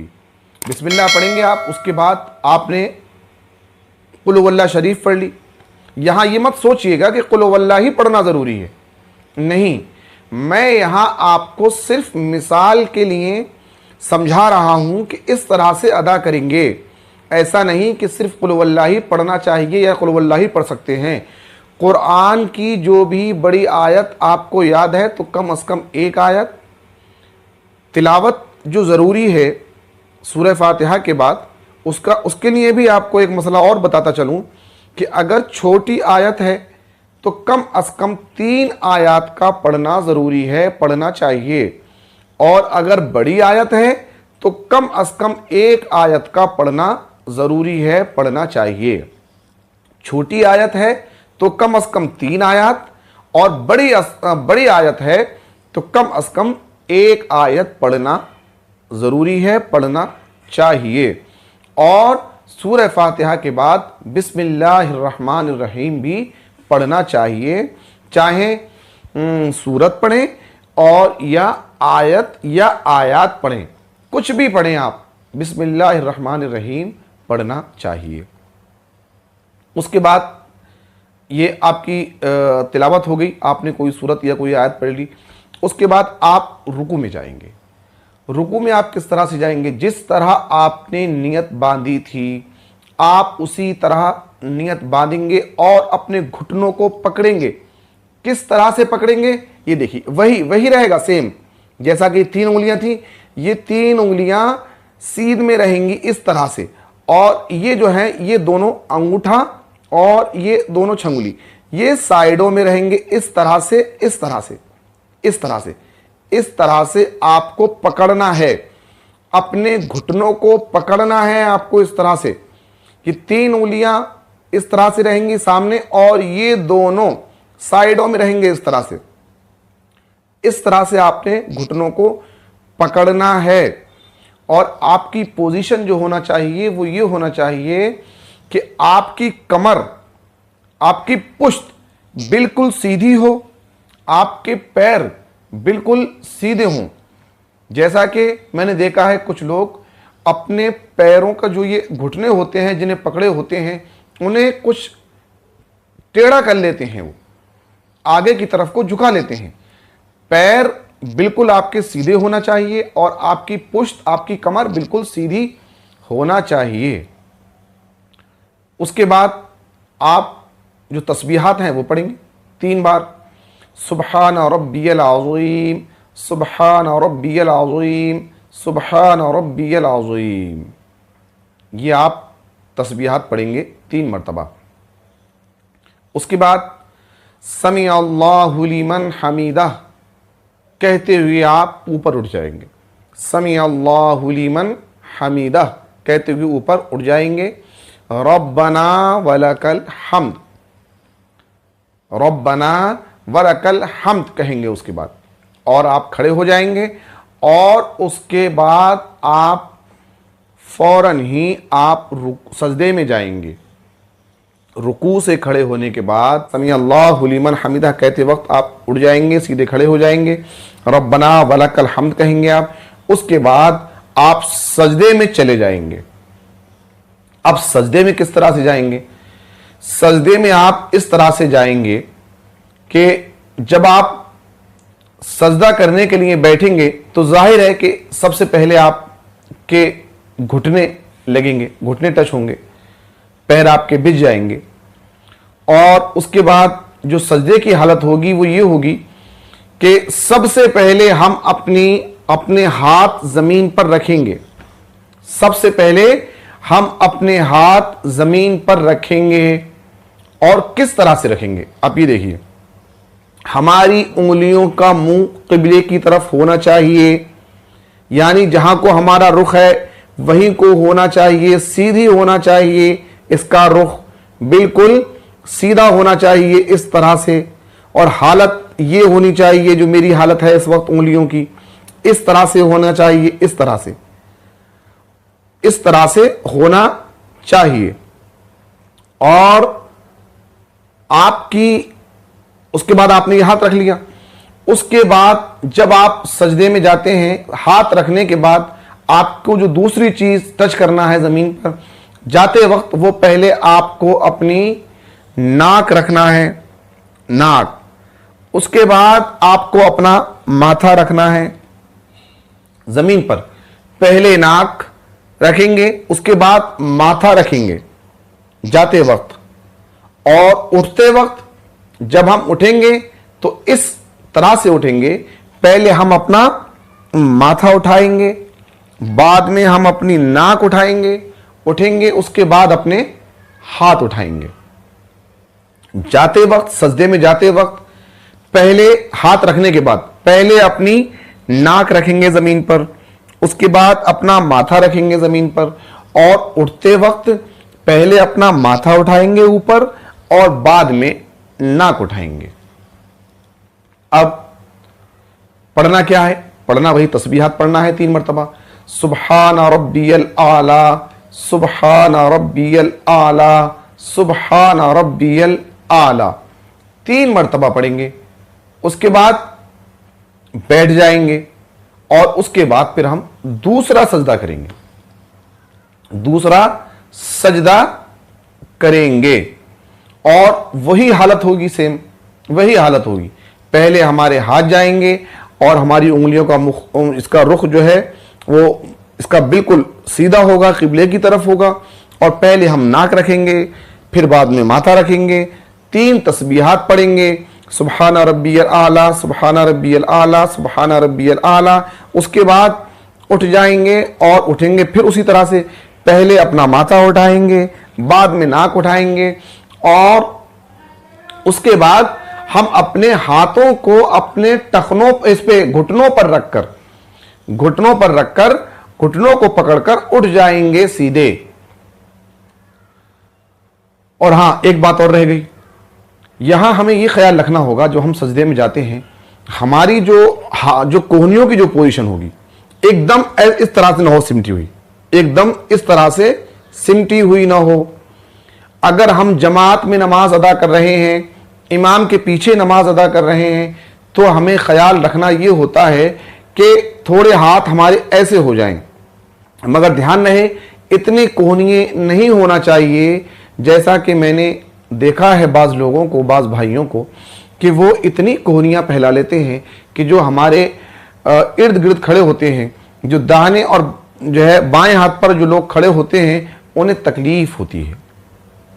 इस बात का खास ख्याल रहे कि जो हमारे बराबर में खड़े हैं, सीधे हाथ और उल्टे हाथ की तरफ को लोग खड़े हुए हैं, उन्हें हमारी कोहनियों की हालत से परेशानी ना हो, तकलीफ ना हो। सिमटे हुए भी ना हो बिल्कुल ऐसे, और इस तरह से भी ना करें आप कि बराबर वालों को परेशानी हो। आप थोड़ा सा इस तरह से कर लें ताकि हमारा सजदा भी अदा हो जाए और बराबर वालों को परेशानी ना हो।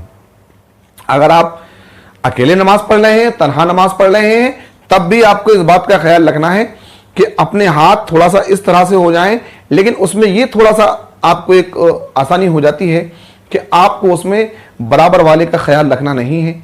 बराबर में कोई होता नहीं है चूंकि, तो बराबर वाले का ख्याल नहीं रखना होता है। लेकिन ऐसा भी नहीं है कि अगर आप अकेले नमाज पढ़ रहे हैं तो बिल्कुल ही कोनी आप इस तरह से कर ले, नहीं। आपको इस तरह नहीं रखना है, चिपटा के नहीं रखना है, और इस तरह से भी नहीं करना है। आपको बस थोड़ा सा इस तरह से कर लेना है। इस तरह से आप थोड़ा सा कर लें, बस काफ़ी है। आपका जो है एक रकात मुकम्मल हुई, आपके सजदे भी अदा हो गए, एक रकात मुकम्मल हुई। अब आप अल्लाह अकबर कहते हुए दूसरी रकत के लिए खड़े हो जाएंगे। अच्छा, यहां एक बात और सुने। अगर आप इमाम के पीछे नमाज पढ़ रहे हैं, चूंकि मैं जोहर के 4 फर्ज बता रहा हूं, इसीलिए आपको मैं दोनों तरह से बता रहा हूं, इमाम के साथ भी और इमाम के अलावा भी। अगर आप इमाम के पीछे नमाज पढ़ रहे हैं तो आपको सिर्फ पहली रकत में सना पढ़ना है। पहली रकत में आपको सिर्फ सना पढ़ना है, और वो भी जब पढ़ना है जब आप तकबीरे तहरीमा से ही इमाम के पीछे हों या उसके फौरन बाद आए हों। आपको ये उम्मीद हो कि मैं सना पढ़ लूंगा। इमाम साहब की जो रफ्तार है, जो इमाम साहब पढ़ते हैं अलम शरीफ, उन्हें कितना वक्त लगता है, अगर उतने वक्त में आप पढ़ सकते हैं तो आप शुरू करिए। नहीं तो आप अगर थोड़ा सा बाद में आए हैं तकबीर तहरीमा के बाद, तो फिर आपको क्या कहते हैं, सना भी नहीं पढ़ना है। अगर आप तकबीर तहरीमा से ही इमाम के साथ हैं तो फिर आपको सिर्फ और सिर्फ पहली रकत में सना पढ़ना है। सना के अलावा आपको कुछ नहीं पढ़ना है, ना पहली रकत में, ना दूसरी रकत में, ना तीसरी रकत में, और ना चौथी रकत में। तस्बीहात पढ़ना है, अत्तहियात पढ़ना है, लेकिन सूरह फातिहा यानी अरहम शरीफ या तिलावत, आपको इनमें से कुछ भी नहीं पढ़ना है। पहली रकत में आपको सिर्फ और सिर्फ सना पढ़ना है। अब यहां आपकी पहली रकात मुकम्मल हुई। अब आप दूसरी रकत के लिए खड़े हो गए।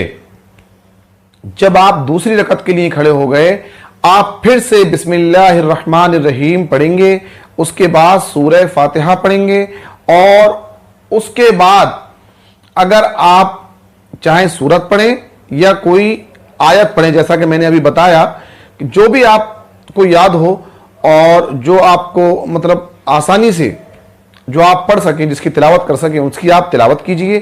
और बिल्कुल वैसे ही जैसे आपने पहली रकत में रुकू सुजूद अदा किया, इसी तरह से आप रुकू सुजूद अदा करेंगे।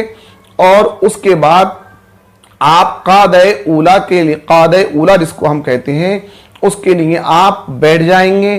तशहुद के लिए आप बैठ जाएंगे। अत्तहियात पढ़ने के लिए आप बैठ जाएंगे। और आपके जो ये हाथ हैं, इनकी जो पोजीशन होना चाहिए, मैंने देखा है कुछ लोग घुटने की नीचे भी लटका लेते हैं, उंगली इस तरह से कर लेते हैं, इस तरह से कर लेते हैं। आपको इस तरह से नहीं करना है। आपको जिसे हम कहते हैं घुटने से ऊपर वाला जो हिस्सा है, यानी हमारा यह हाथ पूरा पूरा उस पर रहे। यानी एक तरह से हम आसान अल्फाज में कह सकते हैं कि जो हमारी रान है, यानी घुटने से ऊपर का हिस्सा है, हमारी ये पूरे हाथ उसी पर रहेंगे और हमारी उंगलियों का जो रुख है, हमारी उंगलियों का जो रुख है, जो मुंह है, वो क़िबले की तरफ होगा। यानी बिल्कुल हमारी उंगलियां सीधी रहेंगी। इसका क़िबले की तरफ को इन उंगलियों का हम मुंह करेंगे और हम ऊपर ही रखेंगे, घुटने के ऊपर, जिसे हम आसान अल्फाज में अपनी रान भी कह सकते हैं। रान के ऊपर हम अपने दोनों हाथ रखेंगे और अपनी उंगलियों का जो रुख है, अपनी उंगलियों का जो मुंह है, ये क़िबले की तरफ करेंगे और बिल्कुल इस तरह से सीधा रखेंगे। और उसके बाद फिर हम अत्तहियात पढ़ेंगे, तशाहुद पढ़ेंगे। अब आप तशाहुद सुन लीजिए। तशाहुद, अत्तहियातु लिल्लाहि वस्सलावातु वत्तय्यिबातु अस्सलामु अलैका अय्युहन नबिय्यु व रहमतुल्लाहि व बरकातुहू अस्सलामु अलैना व अला इबादिल्लाहिस सालिहीन अशहदु अल्ला इलाहा इल्लल्लाहु। अशहदु अल्लाह पे आप सीधे हाथ की शहादत वाली उंगली आप उठाएंगे, अशहदु अल्ला इलाहा इल्लल्लाह पे आप गिरा लेंगे। इस तरह से आप हाथ को बंद करेंगे, अशहदु अल्ला इलाहा इल्लल्लाहु। फिर हाथ आप सीधा कर लेंगे, जैसा आपके हाथ की पोजीशन थी वैसे ही आप कर लेंगे। अशहदु अल्ला इलाहा इल्लल्लाहु व अशहदु अन्ना मुहम्मदन अब्दुहु व रसूलुहु। आपकी ये 2 रकात मुकम्मल हो गई। अब आप फिर तीसरी रकात के लिए फिर उसी तरह से अपने घुटने को अपने हाथ से पकड़कर उठेंगे और तीसरी रकात के लिए आप उठ जाएंगे।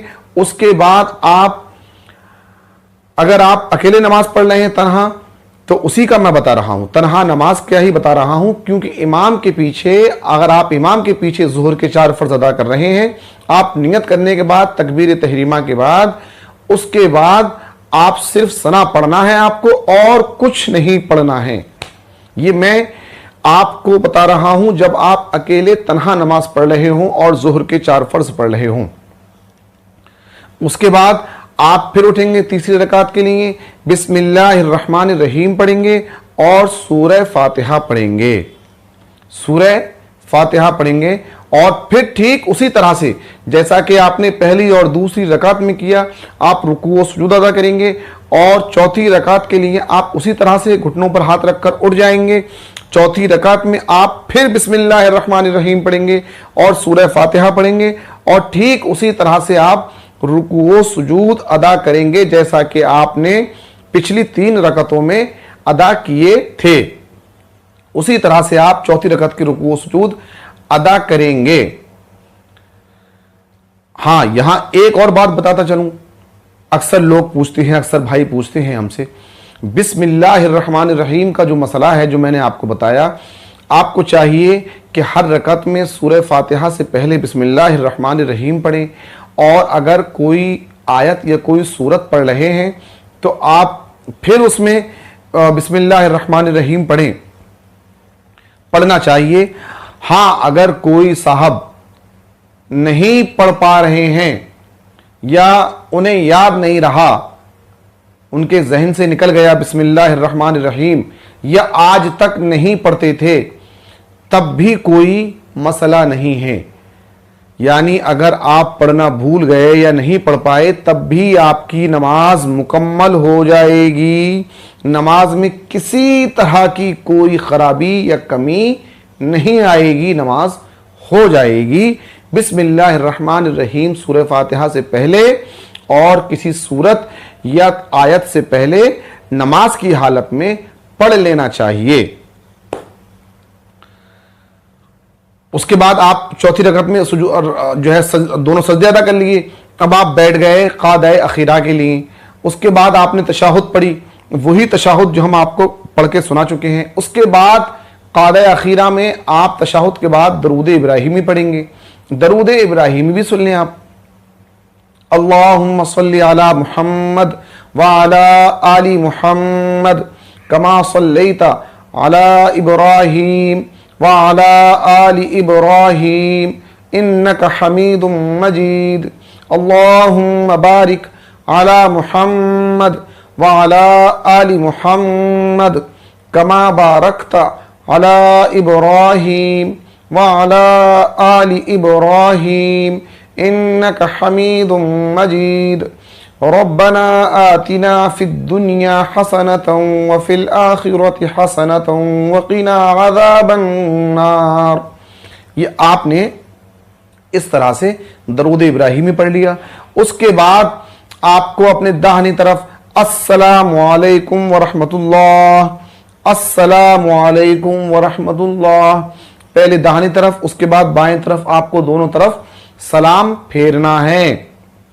अस्सलामु अलैकुम व रहमतुल्लाह, जैसा कि हमने फ़राइज़ में बताया था, खुरूज बिसुन्नी ही करना है आपको, और उसका बेहतर तरीका यह है कि आप अस्सलामु अलैकुम व रहमतुल्लाह कहते हुए सीधी तरफ को सलाम फेरें, और उसके बाद अस्सलामु अलैकुम व रहमतुल्लाह कहते हुए उल्टी तरफ को सलाम फेर दें। आपके ज़ुहर के 4 फ़र्ज मुकम्मल हो गए।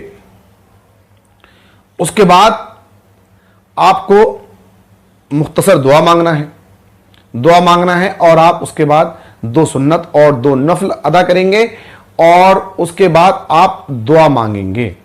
फ़र्ज़ों के बाद आपको मुख्तसर दुआ मांगना है, और उसके बाद आपको जो है सुन्नत अदा करना है, नफल अदा करना है, और उसके बाद आप अपने रब से अपने लिए, अपनी कौम के लिए जो दुआ चाहें, जो जायज़ दुआएं हैं, उनमें से आप कुछ भी मांग सकते हैं अपने रब से। नमाज के बाद दुआ बहुत जल्दी कबूल होती है। आप खुलूस के साथ और सही तरह से नमाज अदा करें, और सच्चे दिल से इस्तिग़फ़ार करके अपने गुनाहों की माफ़ी मांग के अपने रब की बारगाह में अपने रब से जो चाहो वो मांगो, बहुत जल्दी दुआ कबूल होती है। आप दुआ मांगे। और एक चीज़ मैं आपको और बताता चलूँ, हो सकता है कि आप में से कुछ लोग ना मांगते हो, लेकिन आज मैं आपको बहुत अच्छी बात बताने लगा हूँ कि आप जब भी अपने रब से दुआ मांगें, अपने मतलब की, अपनी जिसकी आपको ज़रूरत है वो दुआ मांगें, और सच्चे दिल से मांगें। और दुआएं सुनने वाला बेशक हमारा रब है, और उसके अलावा कोई हमारी दुआओं को सुनने वाला नहीं है। बेशक वही देने वाला है और वही अता फरमाने वाला है, और हमारी दुआओं को सुनता है। बेशक हमारा रब हमारे शहर से ज़्यादा करीब है, और बहुत ज़्यादा करीब है। तो इसलिए अपने रब से जब भी दुआएं मांगें, अपनी ज़रूरत की दुआ के साथ साथ मैं आप लोगों को एक बात और बताता चलूँ, अपने रब से अपनी रब की रज़ा को भी ज़रूर मांगा करिए। अपने रब की रज़ा, ऐ हमारे माबूद, ऐ हमारे सच्चे माबूद, तू हमें अपनी रज़ा नसीब फरमा, तू हमें अपनी खुशनुदी अता फरमा, अपने और अपने प्यारे महबूब हुजूर अकरम सल्लल्लाहु अलैहि वसल्लम की रज़ा व खुशनुदी अता फरमा। अपने रब की रज़ा को ज़रूर मांगा करिए, अपने रब से ही मांगा करिए अपने रब की रज़ा को, इसलिए कि अगर हमारा रब ही हमसे राज़ी हो गया, अल्लाह ने हमारी इस दुआ को कबूल फरमा लिया और अल्लाह हमसे राज़ी हो गया, तो हमारी दुनियावी ज़िंदगी भी कामयाब है और इंशाअल्लाह हमारी आखिरत की ज़िंदगी भी कामयाब है। तो आप से मैं गुजारिश कर रहा हूं कि आप अपने रब से ज़रूर अपने रब की रज़ा को मांगा करिए, अपनी ज़रूरत की दुआ भी मांगिए, अपने मतलब की दुआ भी मांगिए, जायज़ दुआएं मांगिए, और इन जायज़ दुआओं के साथ साथ अपने घर वालों के लिए, अहले खाना के लिए दुआ मांगिए, रिश्तेदारों के लिए दुआ मांगिए, दोस्तों अहबाब के लिए दुआ मांगिए, सबके लिए दुआ मांगिए, लेकिन उसके साथ साथ अपने रब की रज़ा को भी ज़रूर मानिए, ज़रूर मांगिए। हमें उम्मीद है कि आज का ये अहम वीडियो और ये बहुत अहम है, मेरी जहाँ तक मैं समझता हूँ कि ये आज का वीडियो आपको बहुत ज़्यादा पसंद आएगा इंशाल्लाह, और आना भी चाहिए, इसलिए कि कम अज़ कम हमें एक दिन में 5 मरतबा नमाज की ज़रूरत होती है। नमाज हम पर फ़र्ज़ है और हम नमाज अदा करते हैं। अच्छा, अब ये ना सोचना कि ज़ोहर के 4 फ़र्ज़ बता दिए तो ज़ोहर के 4 फ़र्ज़ बताए, सुन्नत हम कैसे पढ़ेंगे? सुन्नत भी ऐसे ही पढ़ेंगे, सुन्नत भी हम ऐसी ही पढ़ेंगे, सुन्नत हम इसी तरह से पढ़ेंगे। बस उसमें फ़र्क ये है कि जो हम 4 सुन्नत अदा करते हैं तो सुन्नतों में तीसरी और चौथी रकत जो होती है उसमें हम सूरह फातिहा के अलावा, सूरह फातिहा के बाद उसमें भी हम कोई सूरत या कोई आयत या आयात पढ़ते हैं, सिर्फ इतना ही फ़र्क है।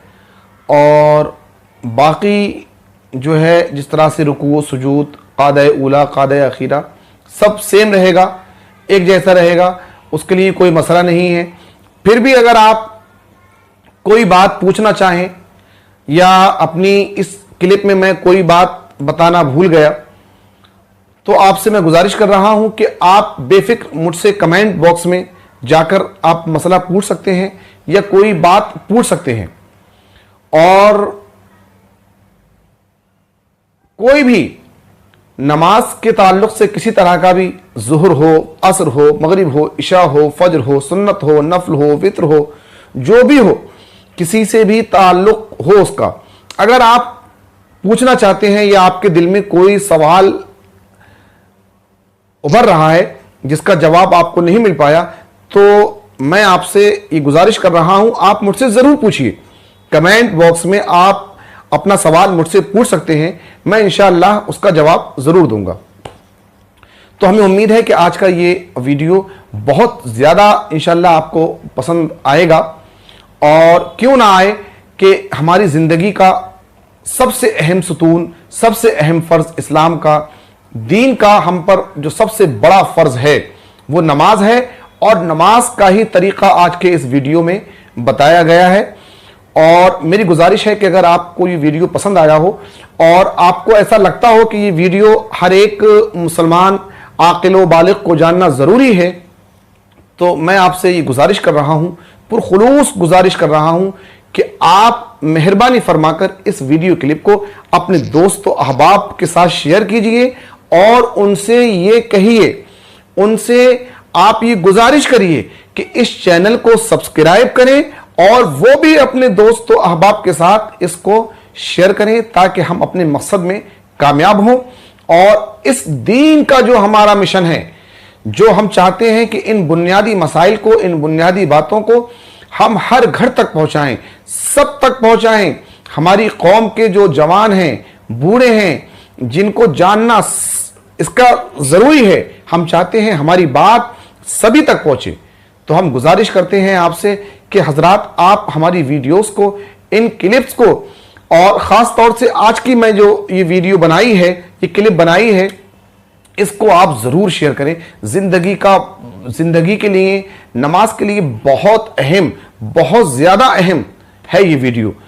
तो आप खुद भी सब्सक्राइब करें और शेयर करें, लाइक करें, और अपने दोस्तों अहबाब से भी कहें, उनके साथ शेयर करें, और उनसे भी कहें कि वो अपने दोस्तों अहबाब के साथ इस क्लिप को ज़रूर शेयर करें। मुझे इजाज़त दीजिए, अब मैं जाना चाहता हूं, और फिर एक बार आपसे कह रहा हूं कि अगर किसी तरह का कोई आपके कोई सवाल आ रहा हो, आपके जहन में उभर रहा हो, तो आप कमेंट बॉक्स में मुझसे पूछ सकते हैं। अल्लाह हाफिज़। अस्सलामु अलैकुम वरहमतुल्लाहि वबरकातुहू। बिरादरानी किराम, अस्सलामु अलैकुम वरहमतुल्लाहि वबरकातुहू। नहमदुहु व नुसल्ली व नुसल्लिमु अला रसूलिहिल करीम, अम्मा बाद, फ़अऊज़ु बिल्लाहि मिनश शैतानिर रजीम, बिस्मिल्लाहिर रहमानिर रहीम, अक़ीमुस्सलाह, सदक़ल्लाहुल अज़ीम, व सदक़ रसूलुहुन नबियुल अमीनुल करीमुल मकीन व नहनु अला ज़ालिका लमिनश शाहिदीन वश्शाकिरीन वल्हम्दुलिल्लाहि रब्बिल आलमीन। नाज़रीन किराम, अल्लाह रब्बुल इज़्ज़त ने अपने कलाम मजीद में इरशाद फरमाया, अक़ीमुस्सलाह। एक दो जगह पर नहीं, बहुत सारी जगहों पर ये इरशाद फरमाया और हमें नमाज पढ़ने का हुक्म दिया। अक़ीमुस्सलाह, अक़ीमुस्सलाह, अक़ीमुस्सलाह। कुरान में भी ये बारहा इरशाद फरमाया गया और बहुत सारी जगहों पर कुरान में इसकी ताकीद की गई, नमाज कायम करो। और हमारे नबी ये दो जहां सल्लल्लाहु अलैहि वसल्लम ने भी बहुत सारी हदीसों में ये इरशाद फरमाया और अपनी उम्मत को नमाज पढ़ने का हुक्म दिया और नमाज पढ़ने की ताकीद भी की। हजरात, हम जिस दौर में जी रहे हैं, जिस दौर से हम गुजर रहे हैं, बड़ा पुरखतर दौर है, ईमान के लिए बड़ा खतरनाक दौर है। और हम दुनिया की रंगीनियों में इस तरह खो गए हैं, इस तरह अपने आप को हमने अपनी दुनिया में समा दिया है कि हमारे पास नमाज पढ़ने का वक्त ही नहीं। दुनिया के तमाम कामों के लिए, तमाम बातों के लिए हमारे पास वक्त है और वक्त ही वक्त है, लेकिन बड़ा अफसोस का मकाम है, नमाज पढ़ने के लिए हमारे पास वक्त ही नहीं है। नाज़रीन, जिस नमाज का हुक्म अल्लाह रब्बुल इज़्ज़त ने, दोनों जहां के खालिक ने, हमारे परवरदिगार ने हुक्म दिया, नमाज पढ़ने की ताकीद की, उसी माबूद की, उसी रब की जिसने हमें रोजी देने का वादा किया, हम उस रोजी कमाने के चक्कर में ऐसे फंस गए हैं कि अपने उस रब का ही कहना नहीं मानते, उस रब के फरमान को ही नजरअंदाज करते हैं जिस रब ने हमें हुक्म दिया और जो रब हमसे इतना प्यार करता है कि हमारी 70 माहों से ज्यादा प्यार करता है। उस रब को तो हम मानते हैं, लेकिन उस रब की बात नहीं मानते। आइए मैं आपको अपने नबी की बारगाह में ले चलता हूं। मेरे प्यारे प्यारे आका नबी ये दो जहां सल्लल्लाहु अलैहि वसल्लम ने वैसे तो बहुत सारी जगहों पर नमाज की ताकीद की है, नमाज पढ़ने का हुक्म दिया है। मैं उनमें से आपको कुछ हदीस और कुछ का मफहूम बयान कर देता हूं ताकि आपको ये अंदाजा लगे कि नमाज की अहमियत क्या है, नमाज की फर्जियत क्या है, नमाज क्या चीज है, किस दर्जे की फजीलत की हामिल है नमाज। तो हम जिस नबी के उम्मती हैं, जिस नबी के मानने वाले हैं, हमारे नबी ये दो जहां सल्लल्लाहु अलैहि वसल्लम ने इरशाद फरमाया जुइलत कुर्रतु ऐनी फिस्सलाह, नमाज मेरी आंखों की ठंडक है, जिसका मफहूम है, बहुत आसान अल्फाज में आपको बयान कर रहा हूँ। उसका मफहूम ये है कि नमाज मेरी आंखों की ठंडक है। नमाज अगर आप पढ़ोगे, अपनी उम्मत से आप इरशाद फरमा रहे हैं, अहले ईमान को मुखातिब कर रहे हैं कि अगर आप नमाज पढ़ोगे तो मेरी आंखों को ठंडक मिलेगी, मुझे राहत मिलेगी। तो हजरात, एक और जगह पे नबी ये दो जहां सल्लल्लाहु अलैहि वसल्लम इरशाद फरमाते हैं, अस्सलातु इमादुद्दीन, मन अकामहा फ़क़द अकामद्दीन वमन तरकहा फ़क़द हदमद्दीन।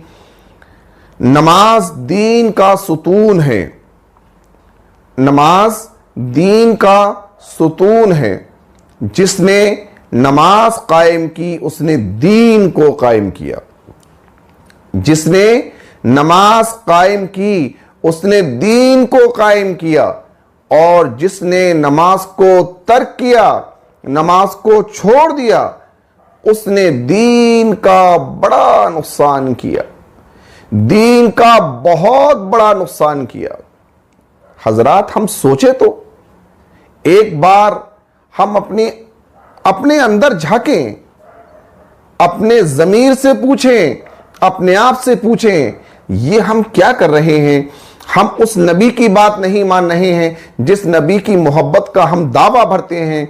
हम ये दावा करते हैं कि हम आपकी नामूस पे, आपकी इज्जत पे अपनी जान निछावर कर देंगे, लेकिन यहां जान तो बहुत बड़ी बात, यहां तो हम अपने आप को तकलीफ नहीं देना चाहते, अपने आप को, अपने रब की बारगाह में नहीं ले जाना चाहते, अपने नबी की बात नहीं मानना चाहते।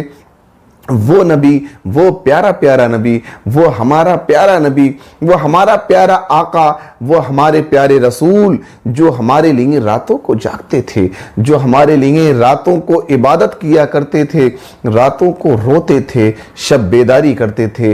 वो नबी जो दुनिया में आए तो हमारे लिए रब्बे हबली उम्मती कहते हुए आए।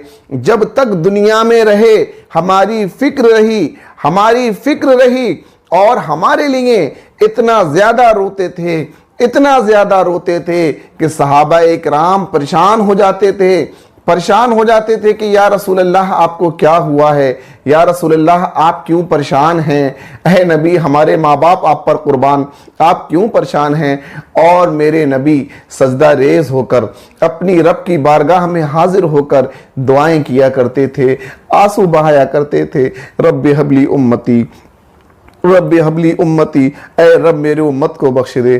और हम कैसे उम्मती हैं अपने नबी की, उस नबी की जो हमें इतना चाहने वाला था, जो हमारी फिक्र इतनी किया करता था, इतनी फिक्र किया करता था, रातों को जागता था, इबादत करता था, रातों को हमारी खातिर रोया करता था। हम कैसे उम्मती हैं, उस नबी की बात नहीं मानते, उस नबी की मोहब्बत का दावा भरते हैं। लेकिन नाजरीन, मैं आपको एक मैसेज देना चाहता हूं, ये मोहब्बत नाकिस मोहब्बत है, ये नाकिस मुकम्मल, ये नाकिस मोहब्बत है, कामिल मोहब्बत नहीं है। कामिल मोहब्बत का ये तकाजा नहीं है। आप दुनिया में आ जाइए आप, हालांकि दुनिया की मोहब्बत से नबी की मोहब्बत की कोई मिसाल नहीं है, इसलिए कि नबी ने इरशाद फरमाया, जब तक किसी भी मोमिन के दिल में मेरी मोहब्बत, उसकी हर चीज, रिश्तेदार, जो भी रिश्तेदार हों, जितने भी रिश्ते हैं दुनिया में, उन सब से ज्यादा उसके दिल में मेरी मोहब्बत ना हो, जब तक वो कामिल मोमिन नहीं हो सकता। और हजरात, मोहब्बत का तकाजा ये है, मोहब्बत ये चाहती है कि अपने महबूब की अदा को भी पसंद करे, अपने महबूब की बातों को भी पसंद करे, अपने महबूब के हुक्म पर अमल करे। ये मोहब्बत का तकाजा है। नाजरीन, हम अगर अपने नबी से मोहब्बत करते हैं, सच्ची मोहब्बत करते हैं, दिल से मोहब्बत करते हैं, तो हमें अपने नबी की आंखों को ठंडक पहुंचाना होगी, हमें अपने नबी की आंखों को ठंडक पहुंचाना होगी, अपने नबी के दिल को राहत पहुंचाना पड़ेगी, अपने नबी को सुकून देना पड़ेगा। वो नबी जो अपनी कब्र में आज भी जलवा अफरोज हैं, वो नबी जो आज भी हमारी बातों को सुनते हैं, हमारी अदाओं को देखते हैं, उस नबी के बारे में आप सोचिए कि वो नबी हमारी बातों को जिन बातों का उस नबी ने हुक्म दिया, वो बातें जब हम कर रहे होते हैं, जब हम उन पर अमल कर रहे होते हैं, वो नबी कितना खुश होता होगा, कितना खुश होता होगा कि वो उम्मत जिसके लिए मैंने आंसू बहाए, जिसके लिए मैंने रातों की इबादतें करी, रातों को जागा, अपने रब की बारगाह में दुआ मांगी, सजदा रेज हुआ अपने रब की बारगाह में, ऐ रब देख मेरी उम्मत तुझे सजदा कर रही है, तेरी इबादत कर रही है। इसको इबादत करने का ढंग नहीं है, इबादत करने का तरीका नहीं है, मगर जो भी तरीका उनसे आता है उस तरीके से अपनी इबादत पूरी कर रहे हैं, अपनी इबादत को मुकम्मल कर रहे हैं, नमाज पढ़ रहे हैं, जिसका तूने हुक्म दिया, मुझे हुक्म दिया, मेरी उम्मत को हुक्म दिया, अपने बंदों को हुक्म दिया, जिसकी ताकीद तूने मुझसे करवाई, मैंने इनको ताकीद की, और ये आज तेरी बारगाह में सजदा रेज हैं। वो नबी कितना खुश होता होगा।